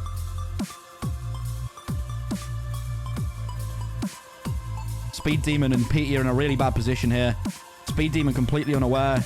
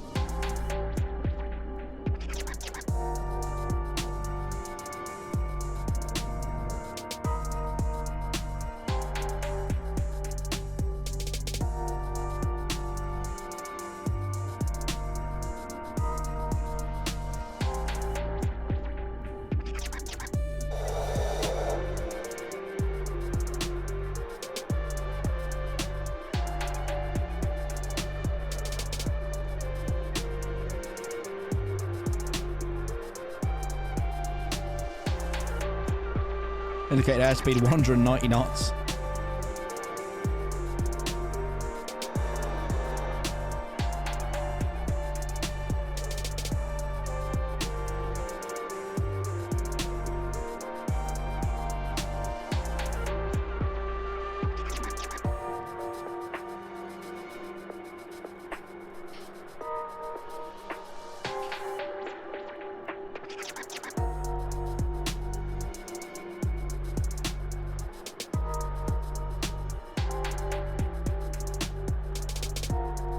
I genuinely love these 107 skins. I really, really do like them. I like the colours.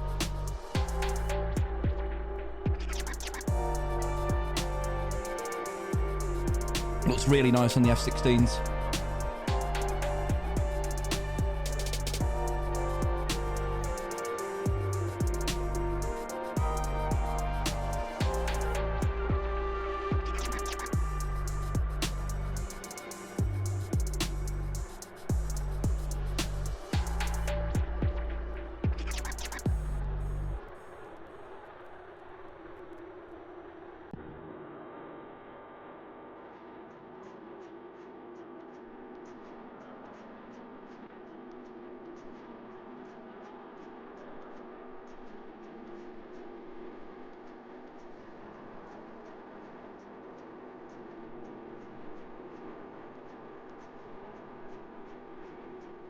So let's check into the guys, how they're doing. 319 knots now for PT. I think he's okay. He's climbed up into his decent altitude and he's flying back over there.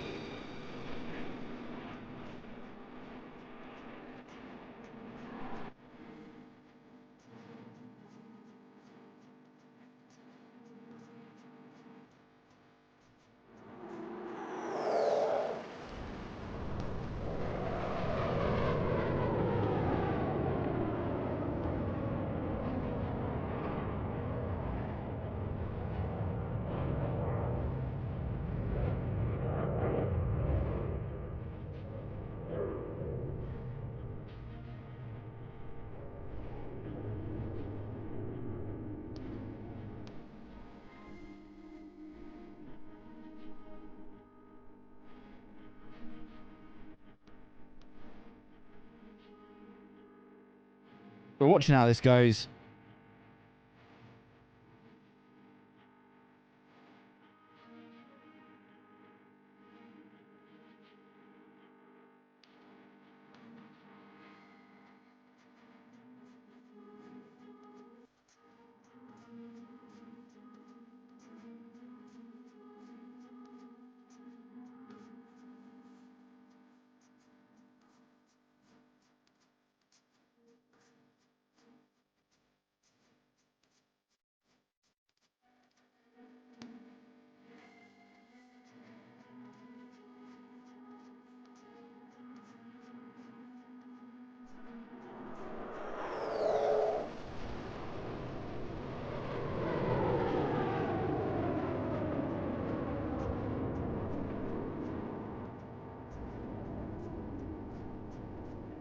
I'm really hoping these guys managed to make it back. That was a really good round for 107th there.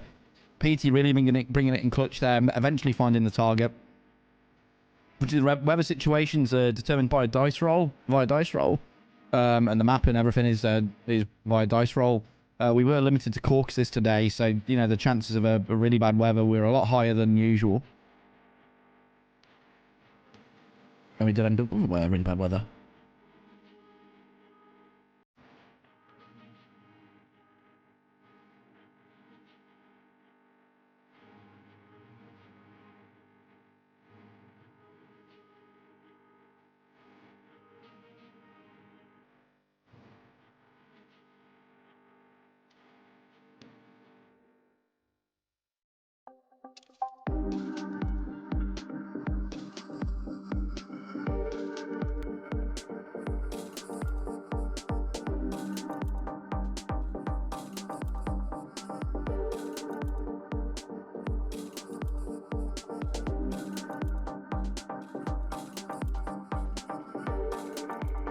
Grey Wolf, thank you for the raid, my friend. Welcome everybody from Grey Wolf stream. I know it's 60 seconds delay at the moment casting this tournament. We've just had a round TMC in the last round, and we've just had 107 take this round. I was waiting for them to go back and land to secure the victory. Guys, make sure you go check out Grey Wolf.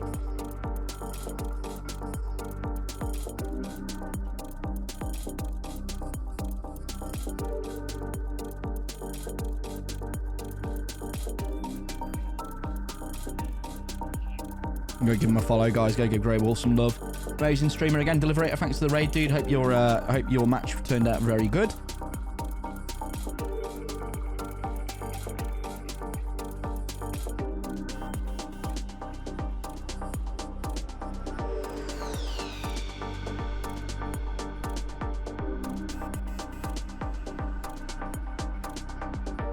If you guys have got any issues with Jester, please raise it up to Grey Wolf.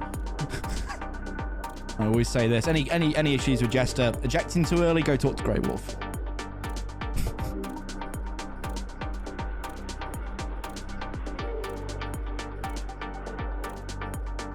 Criticising your bad tanking, go talk to Grey Wolf. Criticising you going too fast, go talk to Grey Wolf. Appreciate the raid, dude. Really do appreciate it. Welcome everybody from Grey Wolf stream. Again, Funky, thanks for the resub, dude. JC, thanks for the resub. I really do appreciate it. And thanks for all the follows today as well. If you guys are new here, please do drop a follow. It goes a really long way and supports the stream a hell of a lot more than you imagine. We have a double giveaway going on the 18th of February, where we'll give away 2 modules to the people that's coming to the chat. They'll turn up and like put exclamation mark something in the chat, and they'll be entered to the giveaway.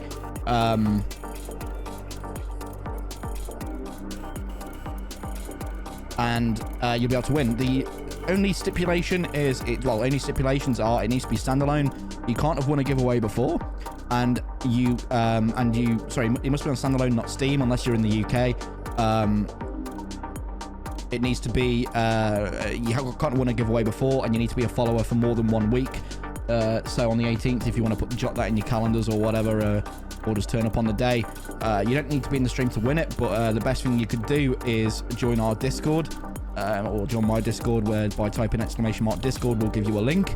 And the best thing to do there is get onto my Discord and just be present there with the same name as you are in there, so it saves me having to faff around and find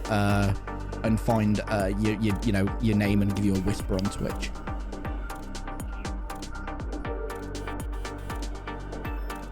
Hey Pistol, how you doing, man? I thought it was Tranche 1 and Tranche 2, not Tranche 3. And Pirate will be coming later if they manage to do it. They are very low fuel melon, I'd imagine. I mean, PE is at 24,000 feet, 170 indicated. They've just got out the bubble. Speed Demon's at 225. That isn't too bad. But he's in a slow descent. Giving him some more speed.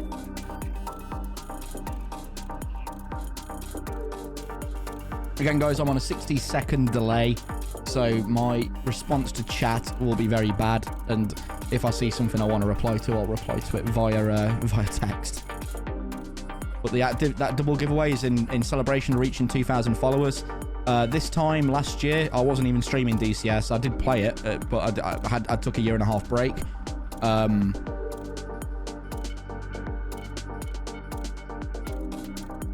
I've been playing DCS quite a long time. I did stream it. Used to stream it before, but I only streamed it sporadically. And then last May, I started playing DCS, and the DCS community has been extremely welcoming to me. And we went from 250 followers in May last year to 2,047. I think I'm showing right now. Maybe thank you for the follows as well, guys. Urban Barracuda and Rainier, really do appreciate it, guys. Really does mean a lot. I usually stream with a camera on and stuff, so you can see my ugly mug. But today, being the matchup, we've got the camera off to make it obviously a bit more immersive for the guys. We'll just jump on board with Speed Demon. We'll follow him back and give you a nice visual rather than just looking at the map.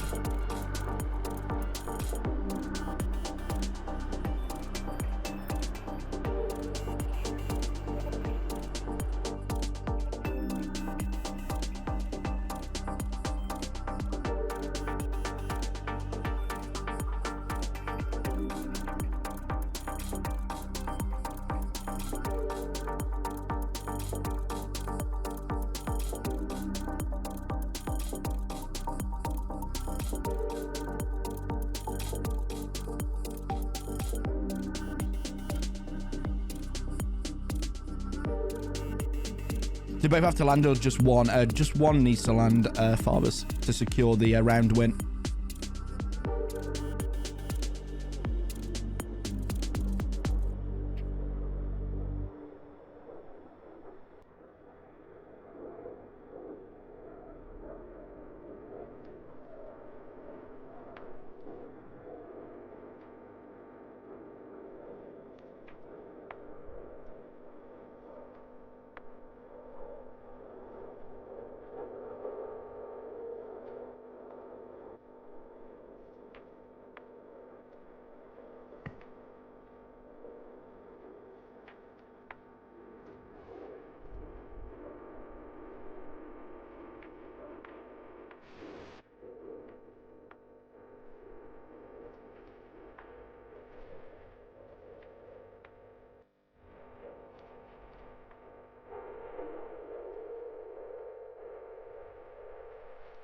There'll be more giveaways as SATAC. It's the final stage. Hopefully some of our sponsors will visit some of the streaming tools under updates and development. That'd be great, Tech, yeah.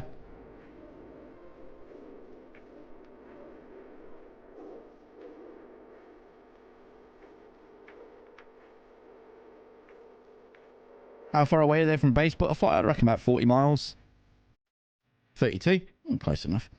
I imagine they're going to be doing a straight in. Speed Demon's trying to bring it low and slow down. I think Speed Demon's really struggling.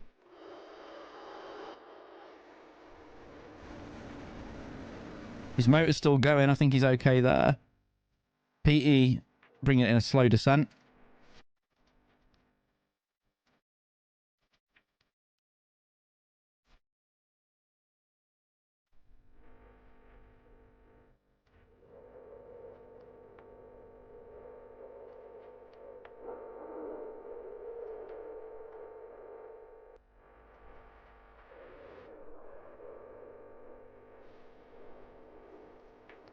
Guys, I will be right back in 1 second. I don't think anything's going to change in the next couple of minutes. I'll only be back in a second, though.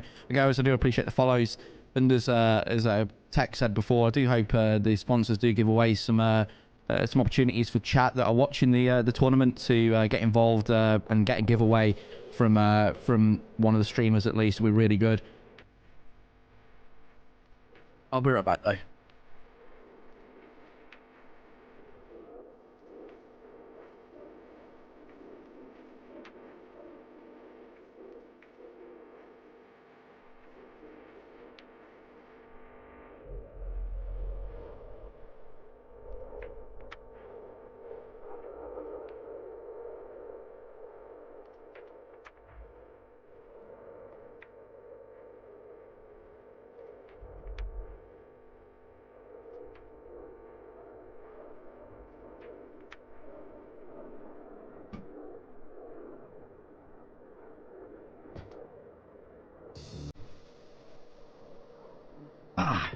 I've returned. I acquired myself a beer.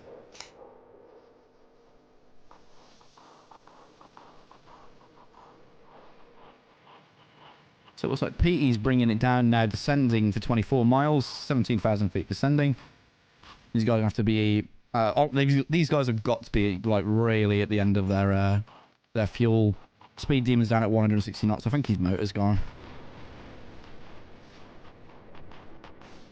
144 knots indicated true air speed, 164. He is really slow. I don't think he's going to make it.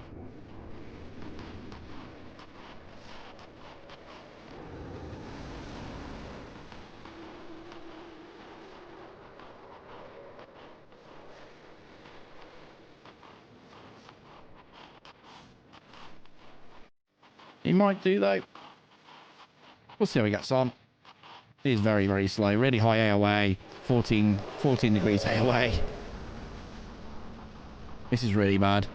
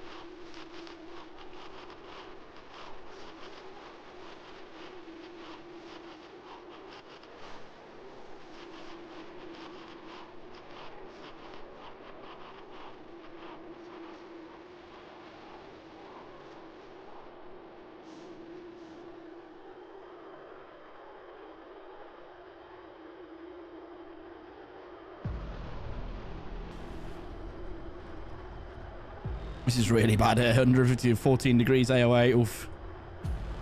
A little bit of an oof.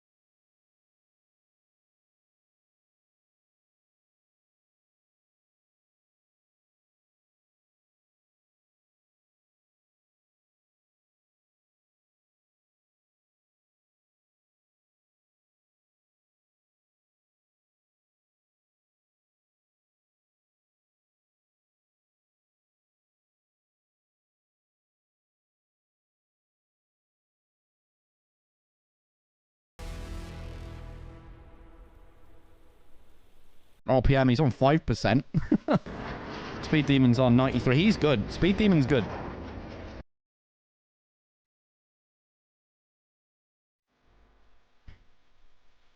I don't think Petey's good.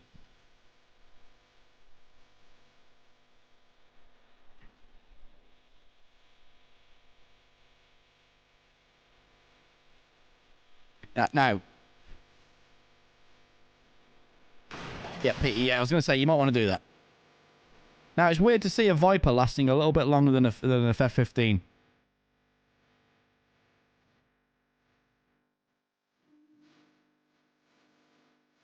Speed Demon's brought down the RPMs to 18%, unless he's gone dead stick. Holy shit. Fucking hell. That was a long ass round though, I'm not gonna lie.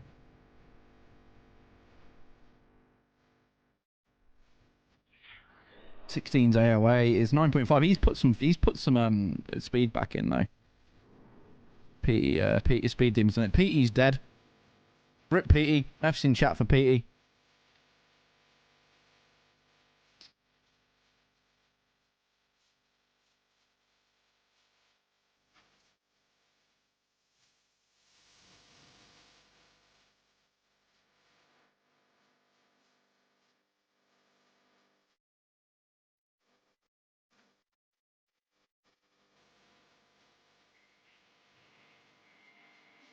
So it's just down to Speed Demon. And I'm not even gonna watch. I'm just gonna watch what happens, okay? We'll go back to normal view.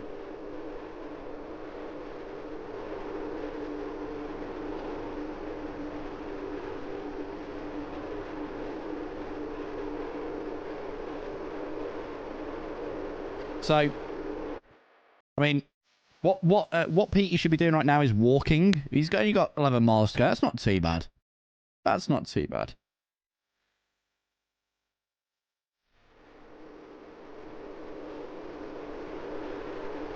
I think Speed Demon's dead sticking.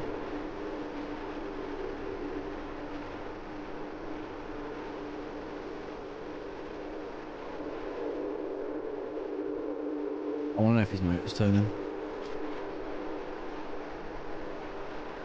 I don't even. It might just be the wind though.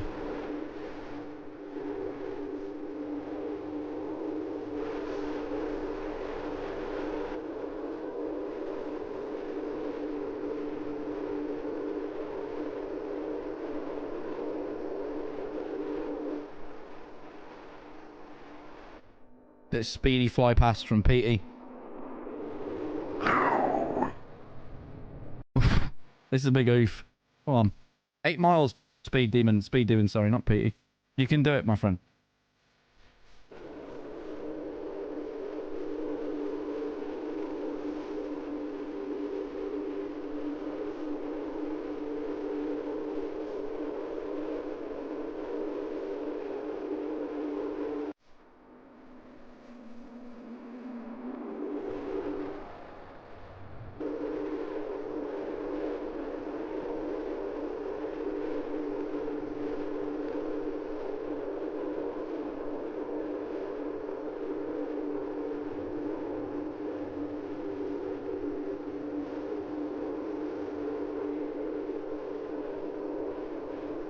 I'm scared for Speed Demon here.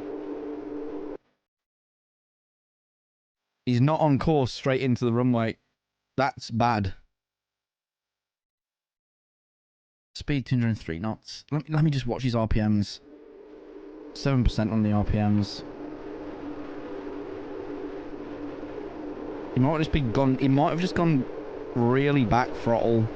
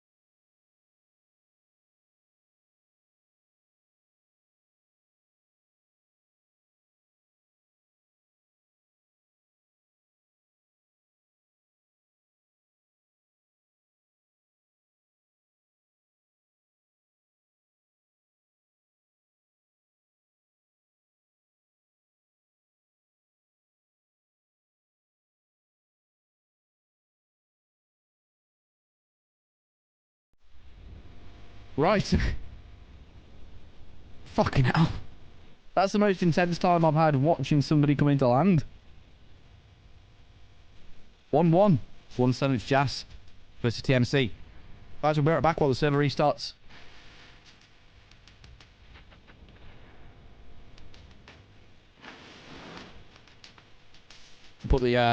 We'll put the trailer on for you guys, and we're back in 1 second.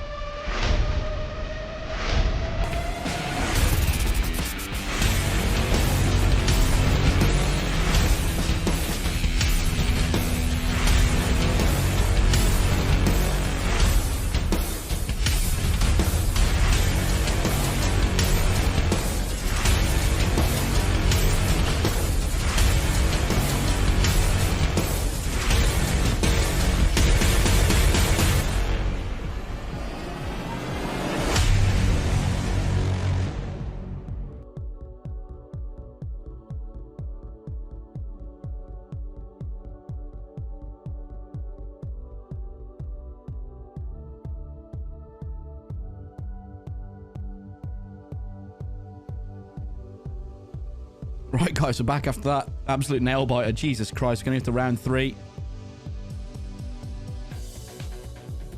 Server restarted. We'll get into it as soon as possible.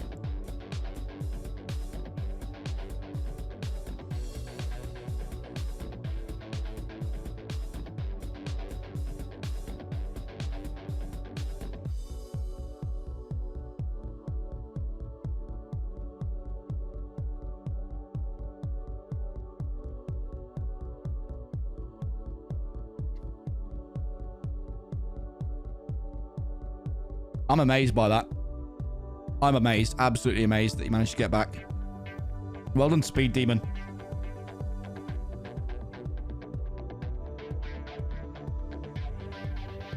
So as we go into round 3 now between 107th and TMC, it's lasted a lot longer than I thought. I was like, I'll take the 9 o'clock one. It'll be done by 10:30. Nah, it's no problem. 2.5 hours later. Oh shit.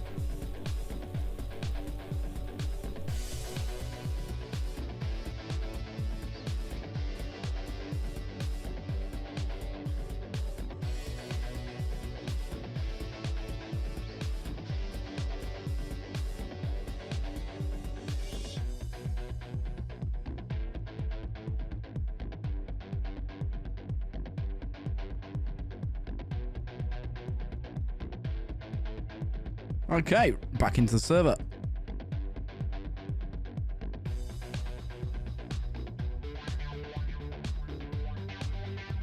Again, big shout out to our sponsors for SATAC 2021. We got Eagle Dynamics, Magnitude 3, Razbam, Lot ATC, TacView, and Heat Blur. Really big shout out to them guys for sponsoring this tournament. It's something really big. I've really enjoyed casting this. Been part of the mostly Group A. And I've been enjoying casting Group A. We've got the 51st in this, TMC, Golden Crown, 107th Jas. I think there's one more. 107th Jas. There's somebody else, isn't it? I'm saying, like, who is it?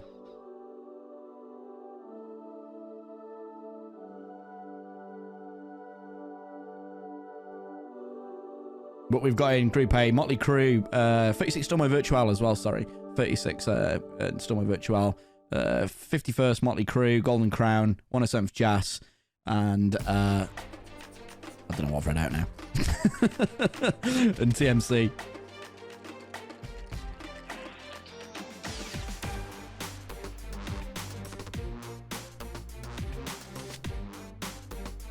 So one more round here.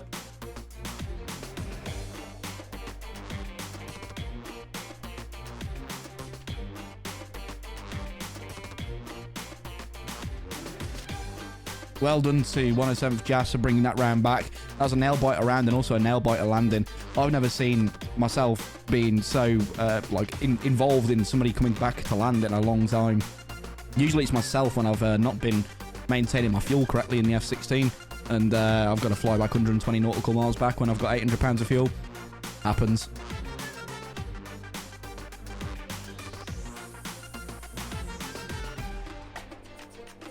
Usually what I do is the most lazy thing ever and set myself up as high as I can after I've realised my low fuel, and then I'll put myself onto a heading hold, an altitude hold, and just hope for the best.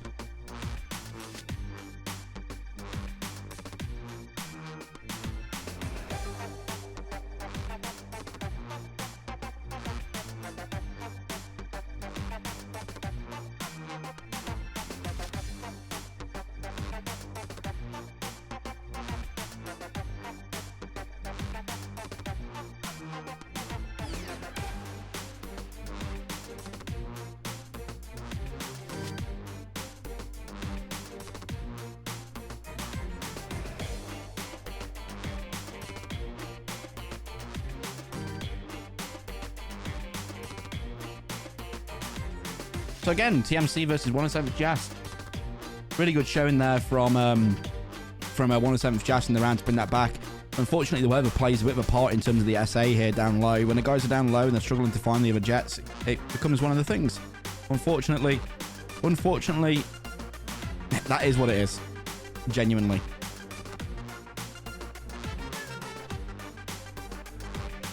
A lot of scanning. The one thing about this tournament is it's not focused on clear midday all the time. It really tests the pilot's SA and how they gather that SA versus, for instance, well, just having clear midday and being able to see all people all the time. It tests them as pilots in different environments. It's a bit more realistic compared to, say, fighting midday and fighting good weather with decent, like, you know, not much cloud coverage. It does really show the standard of pilots that are fighting this tournament. There is some newer guys in here. And there is some people that everyone knows, like the 51st, Golden Crown, and things like that.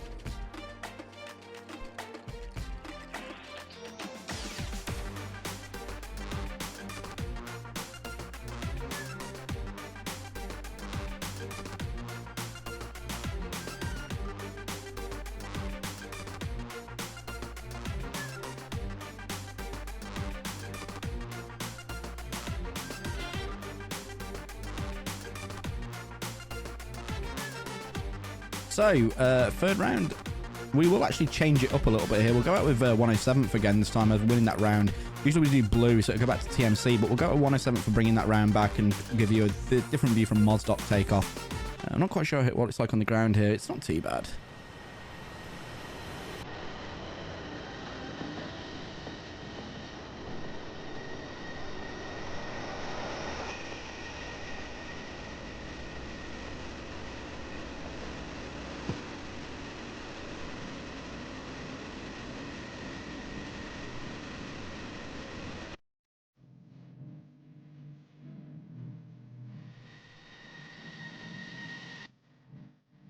So I'll have a look at Speed Demon there. He was the guy that won the round there for 107th Jazz by managing to bring it home.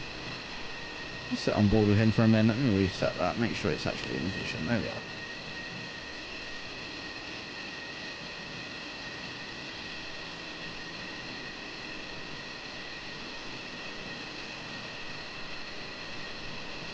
So guys, I can't promise an interview after this. I do have to go to work in the morning.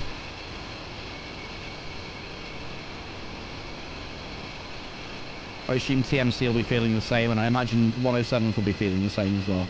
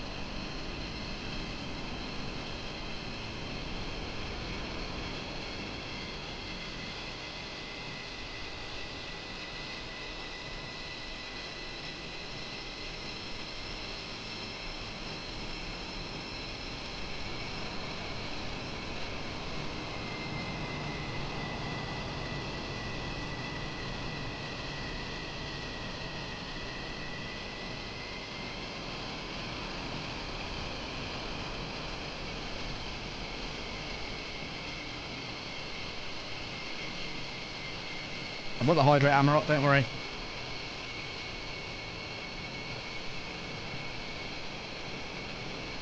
Okay, we're just waiting for 107 to taxi and TMC to taxi. 107 looks like the taxi now to get this get this round going. TMC are taxied at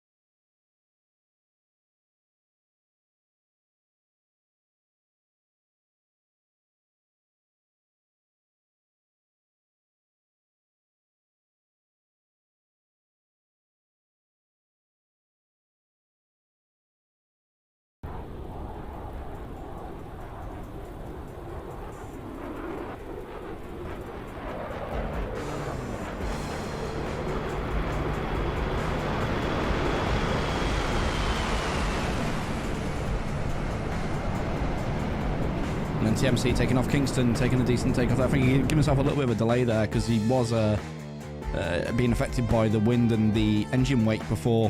I think he nearly crashed into tail. It might have just been my vision that I had, but I think he did nearly crash into tail.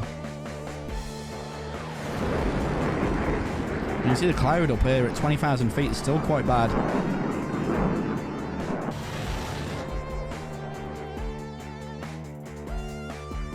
Now we'll see how we get along in this third round of SATAC 2021 TMC versus, or 1/7 Jazz versus TMC. 1-1 at the moment, as you guys can see on the scoreboard up above us. We'll see how these guys get along in this round.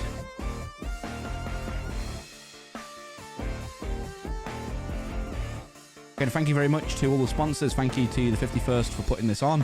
It's been a pleasure hosting this, and I hope you guys enjoy it in chat as well. Something a little bit different to what I usually do. The guys that are a part of my community, but it's something I really enjoy doing. I'm a bit of a people watcher, so commentating on a tournament is right up my alley.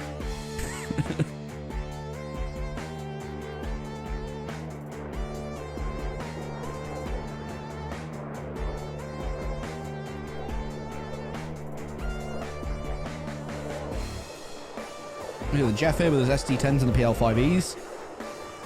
Data link pod, 2 tanks. Pushing it forward a mil, it looks like. Don't need to give it too much power.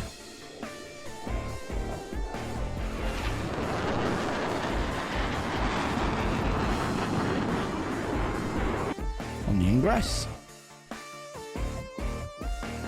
Look at the lead element here for TMC. We've got Dobber up just coming through the cloud base right now.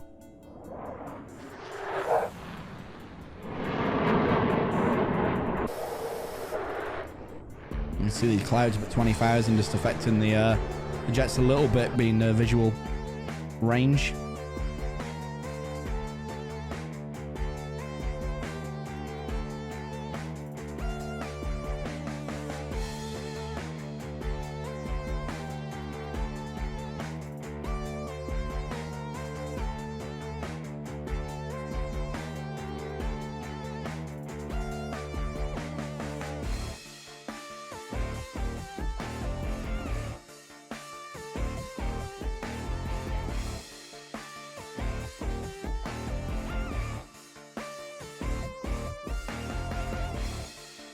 Let's take a look at Dobber again in the lead here for TMC. He's up above the clouds now.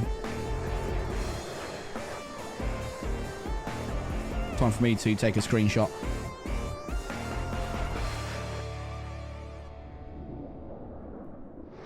I think it's a data link pod butterfly. I'm not sure if it's a jammer. I could be wrong.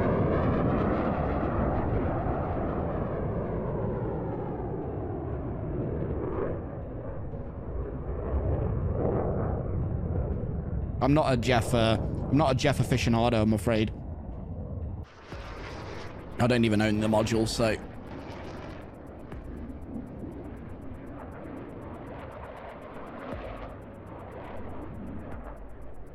There's some pics there. Oof. Looks nice, that mountain backdrop. I'm a sucker for the F-16, I'm sorry, guys. Let's take a look at Tail here up at 21,000 feet. He's still not pushed through the cloud layer. Take a look at Centurion instead.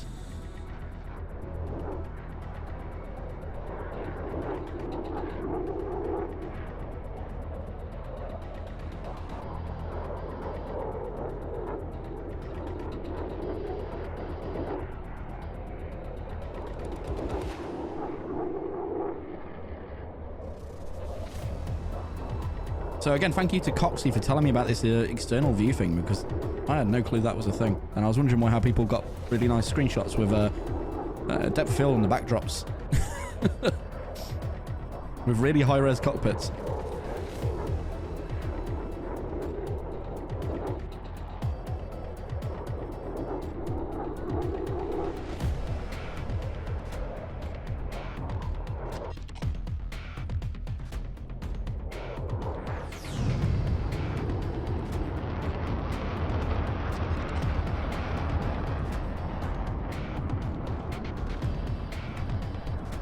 A bit too low.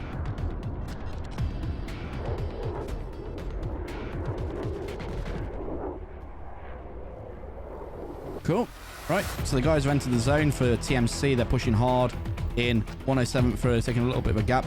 Looks like they're not opting to take that like what they did before was 107 went north, whereas and 107 went north and TMC pushed north here as well, northwest, and then entered the zone like this. But 107th are looking to opt to just going for the wall straight away. TMC are breaking off now. They're in the zone. Centurion forming up with Zelfa, or Zelfa forming up with Centurion. Gold following Dobber. Tail and Kingston holding the rear as usual.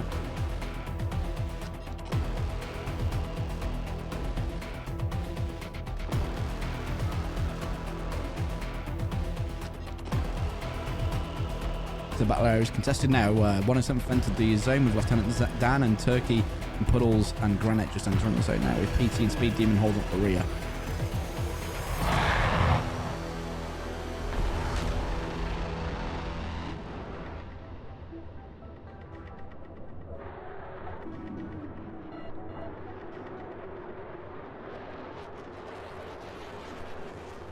Center line gone for Speed Demon there.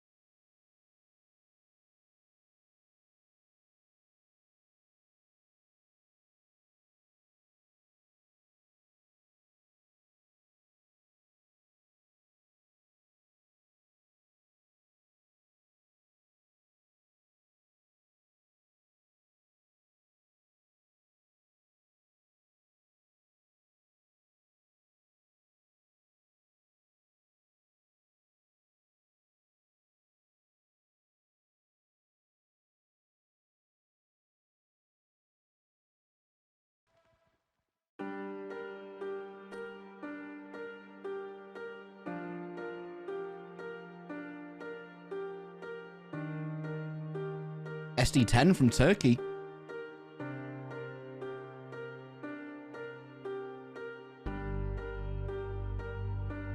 Yeah, there's payload restrictions, aircraft restrictions, no, but payload restrictions.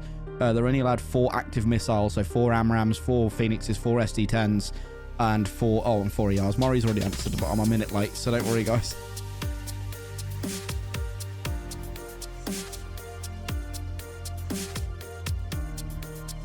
It's in a really long-range AMRAAM here. I'm just gonna watch this as this goes. This SD10 looks like it's been defeated. Well, by defeated, I mean looks like it's been dropped track by Turkey as he's gone into the notch, or into the beam, I should say.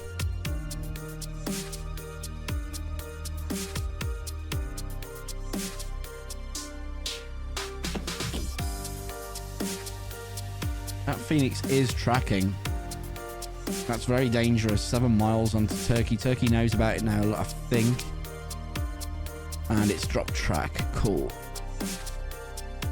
Kingston just a little bit off ball for that.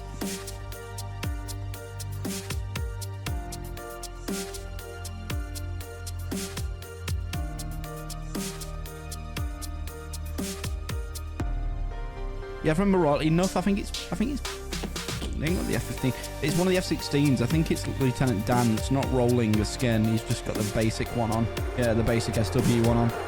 But I do have all the skins installed, so because considering I've got Speed Demons on, you know.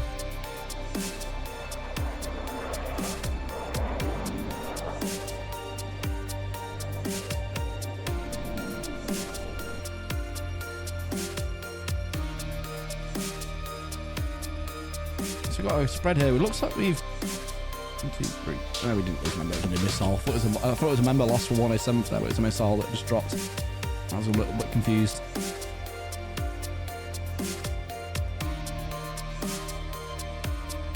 Granite here on a 20-mile spread. AMRAAM out from Granite onto Centurion. Centurion's at 27,000 feet. Granite up at 32. They should have a lot of energy on it, considering he's at 710. That'd be ground speed. AMRAAM out from Centurion. Reply onto Granite. Granite needs to pull into the beam here and descend a little bit. This AMRAAM might catch him out. Although Centurion's gone immediately cold. This AMRAAM does look to be tracking though, I must admit. 34,000 feet, 30. Let's jump on board with Centurion. It is tracking. Is it Centurion? No, no, Granite, sorry. And Granite's down, unfortunately, there for the AMRAAM. Centurion taking a kill there on Granite. Speed Demon AMRAAM out onto Dobbert.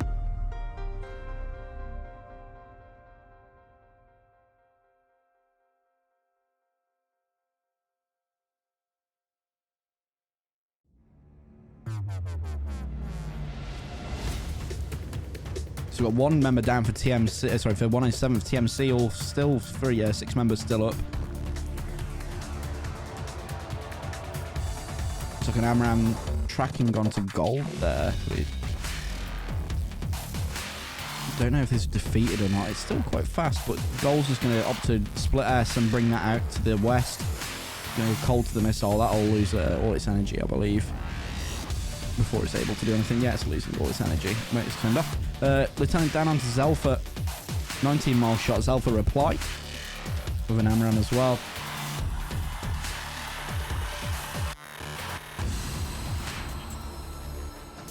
AMRAAM out from PT. He's very high and quite fast onto, I believe, Dobber. Dobber reply with an AMRAAM onto PT. PT automatically trying to push into the beam. There's option to descend as well. Lieutenant Dan's dragging out, so Zelfa, the missiles be defeated. Phoenix from Kingston onto PT, I think.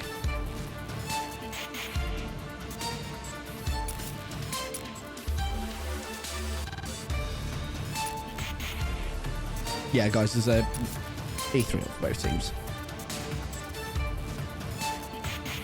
AMRAAM is defeated. So we've got 1 member down for 107th. Still 6 members up for TMC.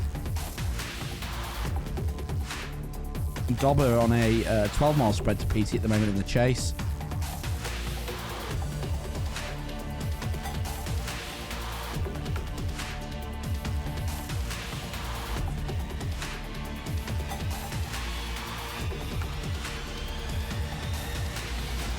We'll see how this goes here. Obviously, Granite getting shot down immediately at the start. Unfortunately, didn't defend early enough. I always recommend anybody using the AMRAAMs, when you fired them, you've got a hot bandit on your nose. Always expect the missile. When you fired, put your missile or put the lock you've got onto your gimbal, onto the far left or right of the gimbal, and immediately have them near the notch or near the beam, so you're able to defend easier. Double AMRAAM out from Speed Demon. Looks like that was a dual target track onto Zelfa and Centurion. So Speed Demon's opting to do the gimbal strategy. Needs to make sure he switches his target here onto Zelfa, but they've both gone into the beam. Amram out from PT onto Gold. Gold replying. Speed Demon's got this Amram on him. It should be defeated, I would imagine.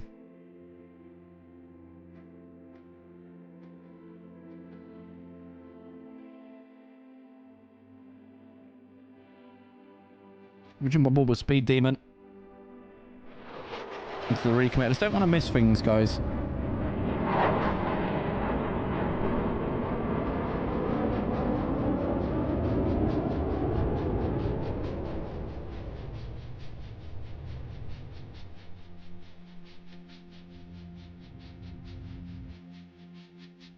Phoenix out from Puddles. And Kingston also sending out a Phoenix.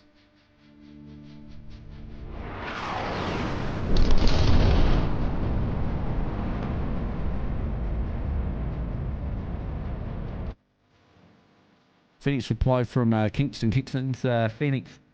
I would imagine that's not got any information to track. Oh no, the Phoenixes kill each other. Puddle's going into a split S defense down to that chaff. That Amram is active on him. He just wants to defend this. Amram should be defeated though, I'd imagine, with this split S.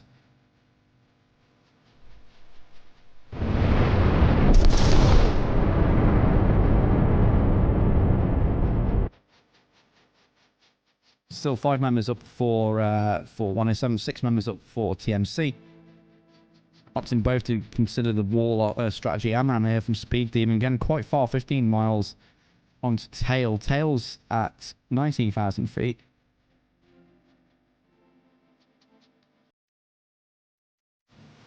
Pull this Amram. It is tracking. Tail's in a split S here. Down into the clouds. One was defeated. Speed Demon's defending an Amram right now. Throwing out some chaff.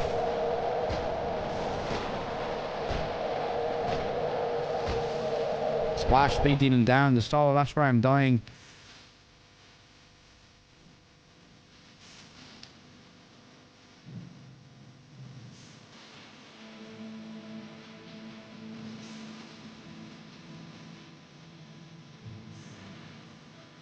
Dan launching onto Dobber, 16 miles. I think 107.3 need to consolidate anything here to get any advantage. They need to start pressing and not wasting their Amrams on the 16 mile shots, forcing the TMC defensive. Puddles over here. I wonder what his missile economy is like. Got 3 Phoenixes left, 2 Sparrows.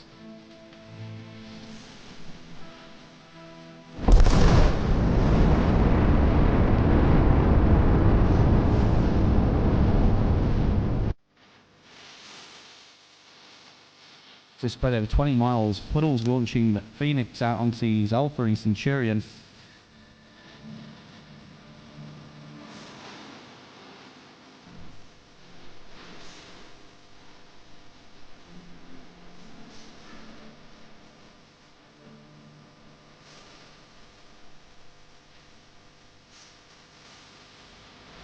That Phoenix might still be tracking. That is Zelfa in the defense here. Phoenix.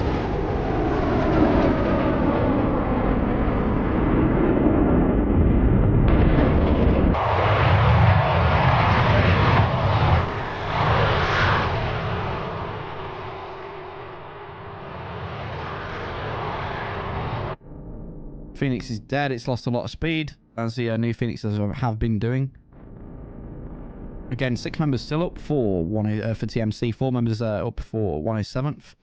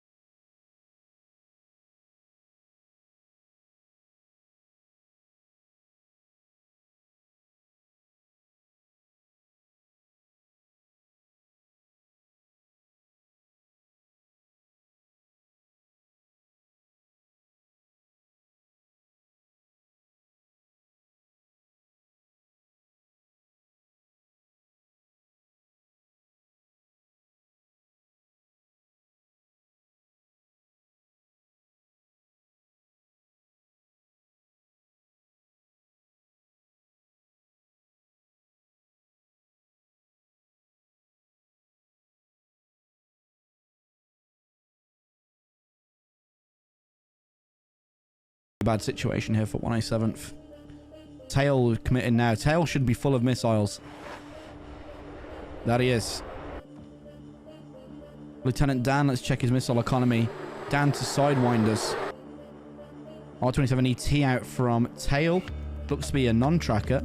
Could be onto a dead target.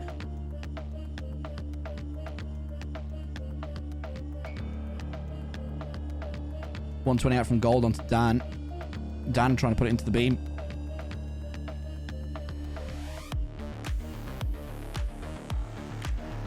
Come on, put that in the notch, mate. Can do it. Centre bag only up there for Dan.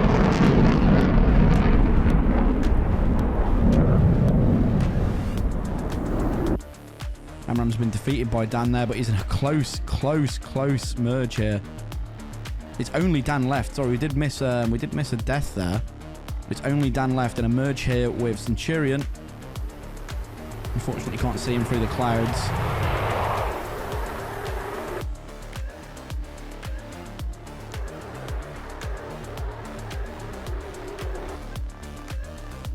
Looks like Tails on the recommit. I think he knows where Dan is, but Dan is opting all. Dan is getting the flares out immediately. I think he sees it, but he needs to come out that burn.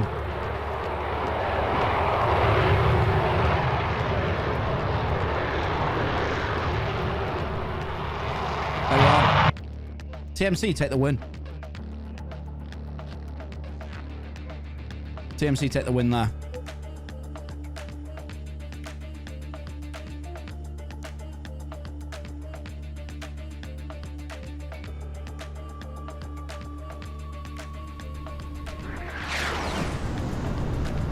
Unfortunately, 107th Jas couldn't bring that second round back. Really good show from them by them in the second round.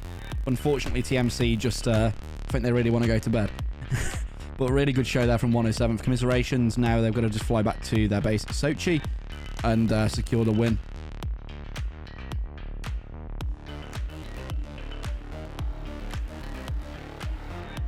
But again, good fights there from both sides.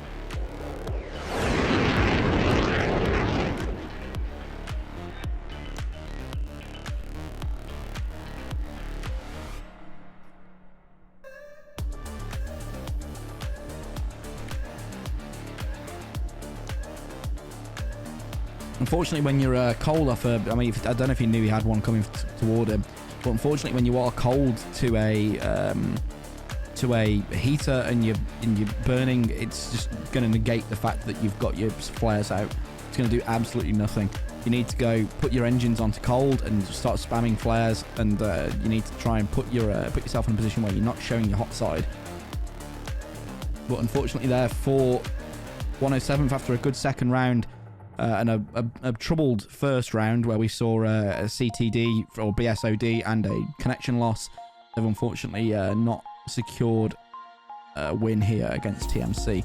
TMC up at 3 wins now, and 51st also at 3 wins in Group A.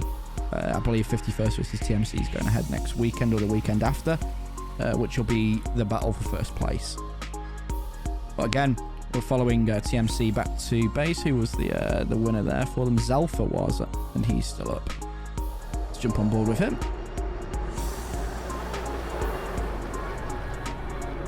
And I shall be right back in 1 second, guys.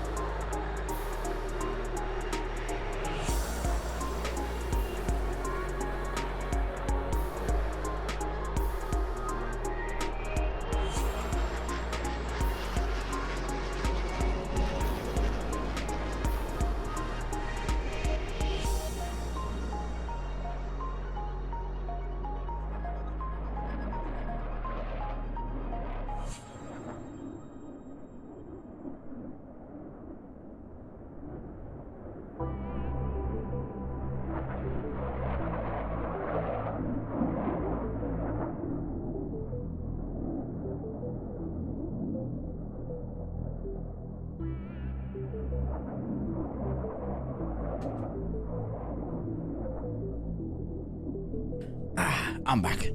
Do apologise for that. Was it a CFIT then? Did I miss that?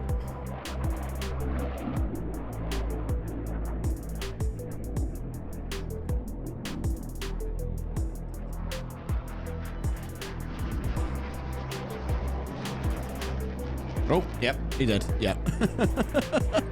Yeah. Unfortunately, that is the problem with this weather.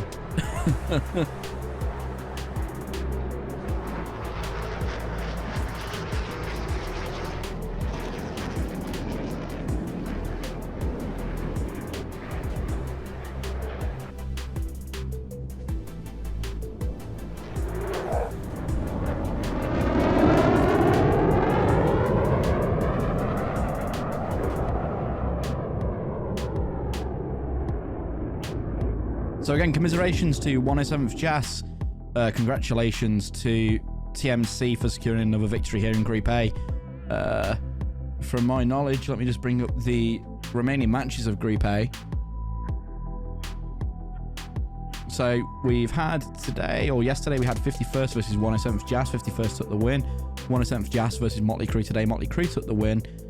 We have on next weekend, 12th of February, 36 Stormo Virtual versus Golden Crown, also Group A. On the 20th of February, we have 107th JAS versus 36 Stormo Virtual. So they have a chance to bring another win to the board. But unfortunately, with the 3 wins for TMC and the 3 wins for 51st, that leaves, I believe, 107th JAS with no opportunity to progress into the knockout phases. But I'll give a big shout out there to Speed Demon for the landing he did and securing the win for 107th JAS. That was really, really cool to see. But we have Golden Crown versus 36 next weekend. 107th JAS versus 36 Stormo Virtual on the 20th. And then the 26th of February, we have TMC versus 51st, which are both leaders of the group.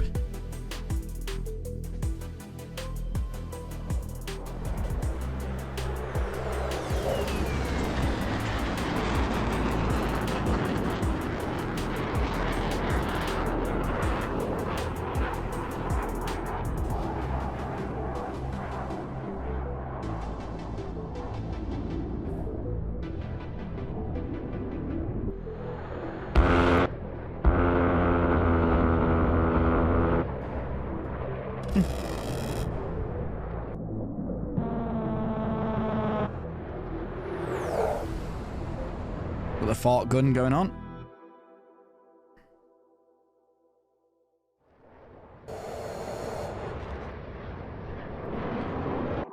Let's have a look at tail.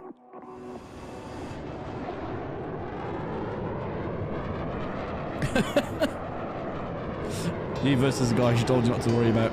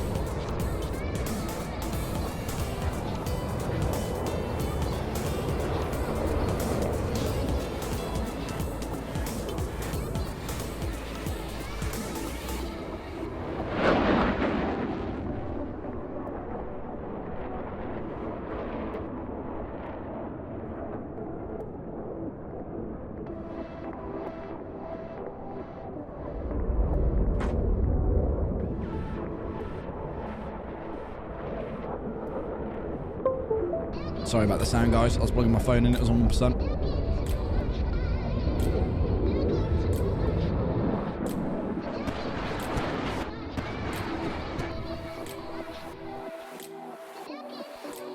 Poor AWACS.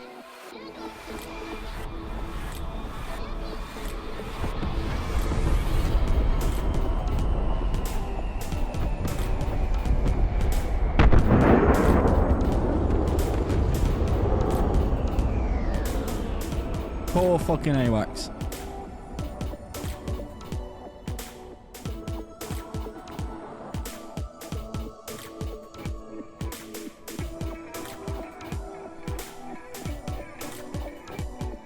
Dude's just in there still like, yeah, it's alright.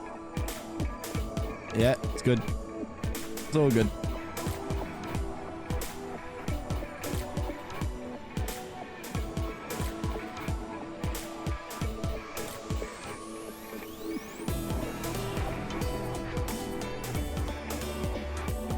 Poor fucking AWACS. After all he did for them.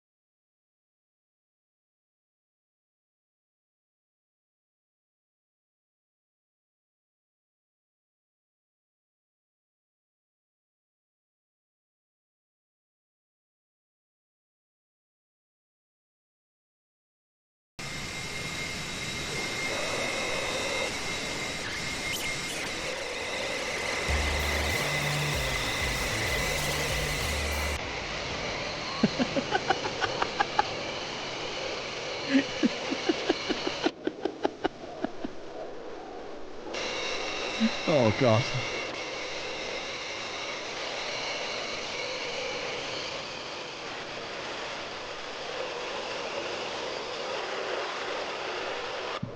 Got anime now on the stream.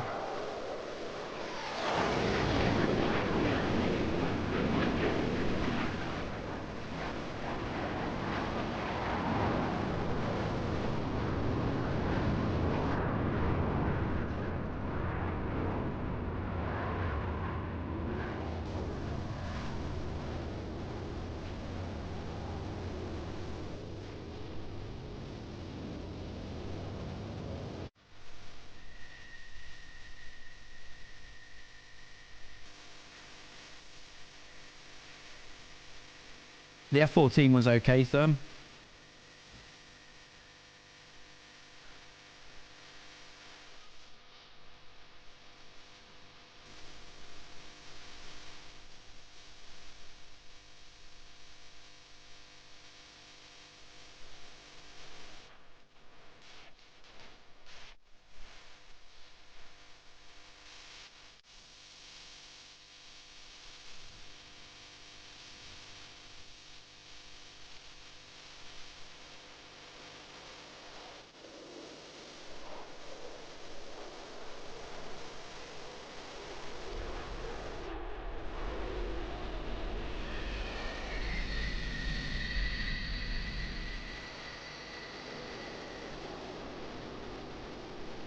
Typical, typical landing there for a tail.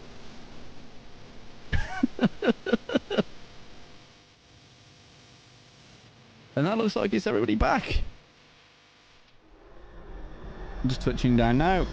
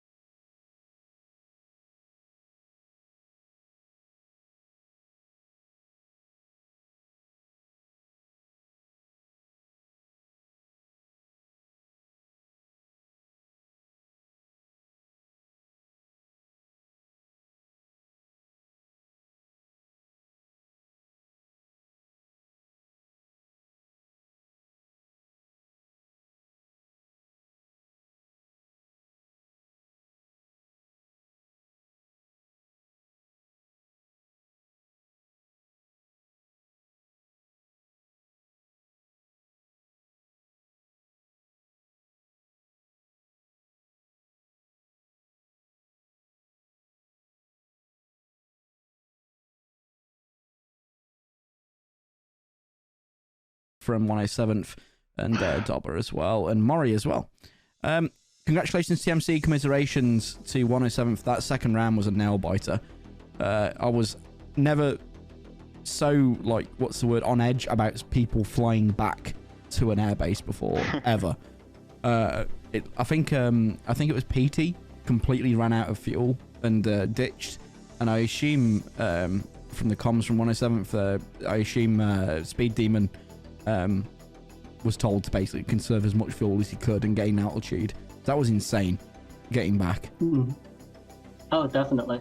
Don't worry, PD is being extracted at the moment by our Huey squadrons. He is safe and sound. But yes, I've same as you, Kebab. I have never been this kind of like butt clenched on just like a landing or something like that. Yeah, it was. It's definitely an interesting round. Yeah, it was. Yeah, I mean, the first round was a bit of a problematic one, obviously with the DCs and the CTDs and stuff like that, or even the BSOD. That was obviously problematic, unfortunately, and that's unfortunately how DCS can be sometimes. I think everybody's probably had, if they've been playing DCS quite long, will have the issues over time where the game just does not work, or it crashes you, or it just randomly crashes in the middle of nowhere because DCS being DCS, thanks CD. But the second round was truly a closer one. Third round, unfortunately, obviously you weren't able to capitalise on the second round, unfortunately. But it was a great matchup nonetheless. It was great to watch and great to cast. So congrats to both of you, and congrats to Speed Demon as well for pulling off something I'd never thought he'd do, because he was good like 10 miles out, I assume, 15 miles out when he lost. I assume he was dead stick. From what I saw. From what we've heard from Speed Demon himself, he didn't have a death stick actually. He only had a death stick when basically on the runway. So. Oh, okay. So yeah, he did have some sort of engine input, but he was choosing to glide around. Yeah, because his RPM was about 7% from what I saw, and I thought maybe that's a dead stick. But even still, congrats to him for conserving the fuel and at least having some emergency at the end to put a little bit of power back in if he needed it. But again, that was really fun to see. Question to TMC. As you and both 51st are leaders of the group with both 3 wins, and your matchup being in a couple of weeks' time, you are expecting to come in and have a good matchup with them, or are you quite nervous for it, or whatever? Let me say this: internal training, or like training against them, some time back, showed that they would knock our teeth out. Yeah. like putting it. And yeah, that meant that like today's match was very, very important for us, just to take a solid grip as far as we could on this group. Yep. I think you've shown well all throughout the tournament, especially when you match against 36 Stormer Virtual and things like that. You've shown that you're a capable team as well, so it's good to see a matchup with the leaders of the group towards the end. We're both for 3 wins. It'll be a great one to cast, whoever gets it, but it'd be really fun to see. Question to 107th. Obviously, I don't know currently with the group standings that you guys will be able to make it through to the knockout rounds, but it's all a learning experience going forward. Obviously, next SATAC, next tournament you enter, I assume you guys will be looking to get through into the knockouts and push yourself even further, even though you're probably having a load of fun doing this, because I know it can be a load of fun. Oh yeah, it's definitely a great learning experience from all of us. We host like post tournament sessions. We do attack views, see where we do bad, like what we didn't do well and where we do well, that kind of stuff. I myself, I would say I'm quite new to DCS actually. Less than I would say probably less than a year or so. So yeah, it's definitely a great experience. First time being to this kind of PvP tournament, and yeah.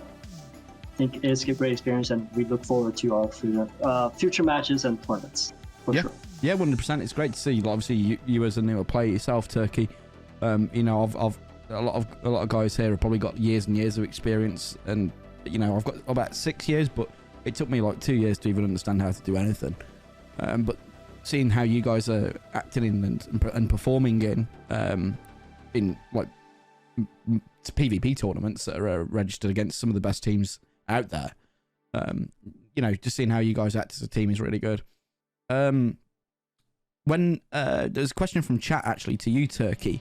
I think on that last round there, you disappeared off my map, so I assume you had a C-fit into the ground and met the squirrels. So the squirrels called me and they need my they beat me, so I kind of just went there. Yes, that was unfortunate. I think tail definitely scared me a lot because the ETs and potential ETs and stuff. So yeah. Yeah, I can. Thank you, and no imagine thank you, Tail. You're Yeah. welcome. You're welcome, dear. I've got my own question. What does the JAS stand for? JF17. So the JF, it goes for the Jeff. No, the JAS, JAS? JAS? Oh, the Jazz. Yeah. Yes. Is it, oh, okay. Joint Aviation Squadron. Yeah, cool. okay. Yeah. Yeah. But yeah, it was great. It was great to see Tails, their little nose gear art. You've no idea how much I was swearing at Tail throughout most of that, to be honest with you. They shot down the AWACS, and I was like, will you lot just get back on land? I went into dad mode. It was quite funny. Yeah, I was gonna say, you guys are moaning about not getting to sleep and all this sort of stuff, no food, and you're like, you go around and shooting the AWACS and doing crazy landings. Because we can't do anything seriously without it turning into an absolute dicking around fest. Yeah, you can imagine. I'll do the same. But I do. Yeah.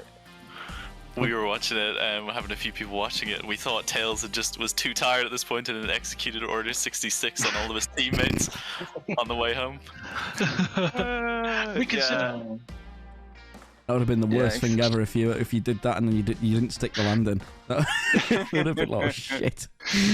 Yeah, exactly. Jesus Christ. Yeah. He keeps doing it. One day they're going to change the flight performance of that plane, and he's going to do it and look a right cock in front of a load of people. Yeah, it'll be one of ED's undocumented changes that happen.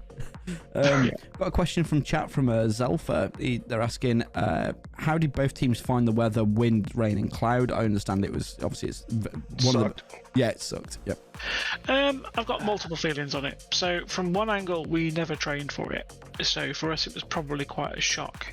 But from the other angle, it was actually quite nice to have such a different challenge. It's not something you see in other PvP matches, so we quite liked it, even though we found it quite a challenge. Yeah, exactly. Indeed. For example, the split S maneuver, you like never squeeze your butt cheeks as much when you do a split S into clouds when you don't know exactly the altitude of the ground below you. Oh, I found the altitude of the ground when I did my split S in the first round.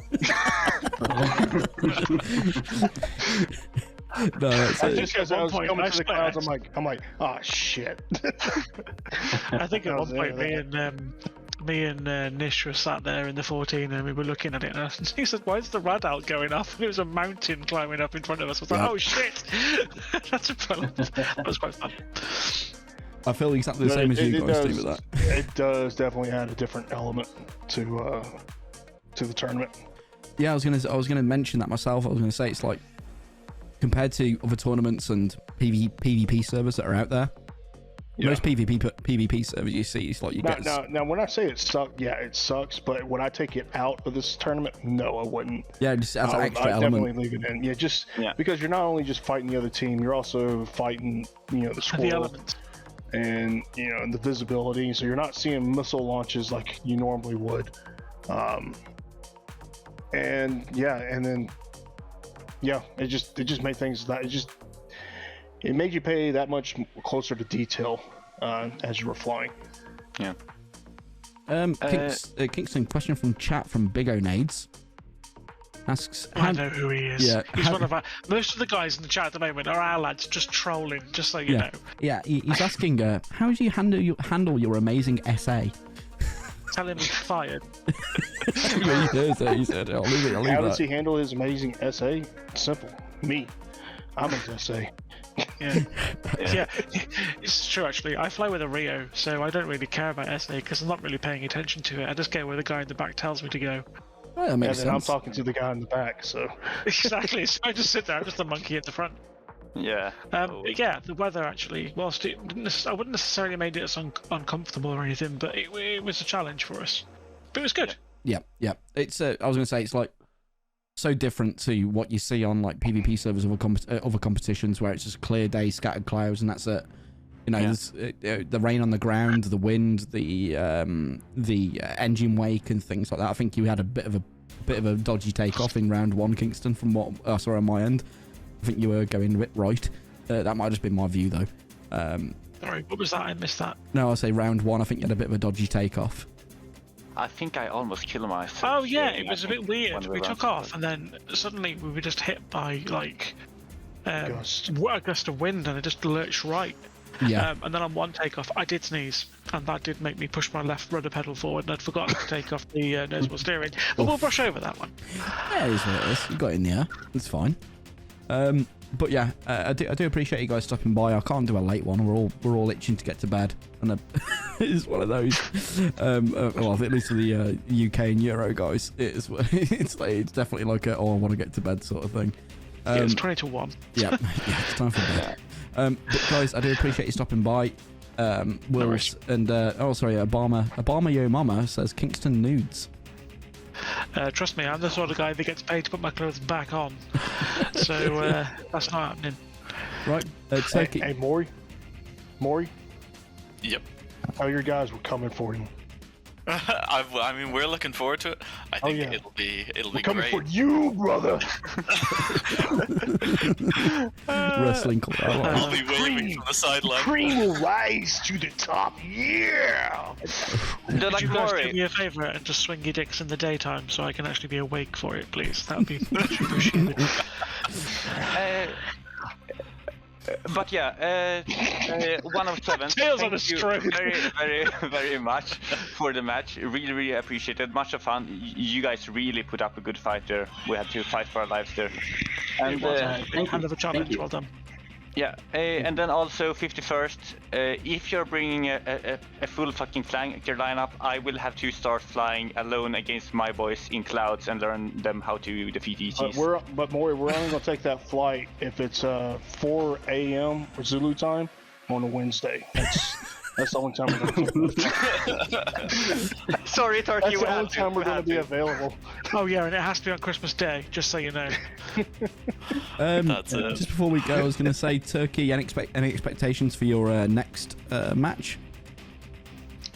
Next match, 36 Degrees Storm Montreal. They are, I think they're a great squadron. They're going to pose a lot of challenge. We're definitely going to need to train a lot, and we just hope that I don't see fit anymore and see the squirrels. Fingers crossed for something that's not on the weather today. Oh, It's very hard to stream, to be completely honest. yes. But it is fun to watch, definitely. Guys, I appreciate you stopping by. Congratulations, TMC, commiserations. 107th, good fight from both of you. It was great to go down to the third round. I appreciate you for stopping by, and I'll speak to you guys soon. Yeah, see ya. See you guys. Yeah, have a good night, guys. See you later. Thank you. Jeez, Rio's lives don't matter. Oh, Jeez. Right, guys, I do appreciate you stopping by for the stream. That's it. That was TMC and 107th. Great moves from both guys. Turkey's a good guy. Congratulations as well to that. But Speed Demon as well. Thank you for that amazing landing. That was great to watch. I've never been so invested in somebody actually landing a plane before, I must admit. Let me just see who's online. I'll send you over to somebody nice in the DCS community. I want to send you over to Rhino right now. He's doing some Cold War stuff, it looks like. But guys, I do appreciate you stopping by. Love you all. I'll be online tomorrow, 6 p.m. UK time or around about then. And we'll be doing some 104 for some Cold War. We might have an exciting announcement as well regarding a little thing that myself, Breedle, and Dr. Winston Boogie are putting together. We might have that ready for tomorrow for an announcement. But it's more to do with Breedle, not myself. Breedle come up with the original idea. I just come up with the name. But you guys have a good night, and I do appreciate you stopping by. Congratulations, 107th for TMC again. Commiserations to 107th. I appreciate all stopping by, all the follows and all the resubs as well. It really does mean a lot to me and keeps the stream going as well. Able to carry on giveaways, etc. like that. But guys, I do appreciate you stopping by, and we'll catch you guys next time. Love you all.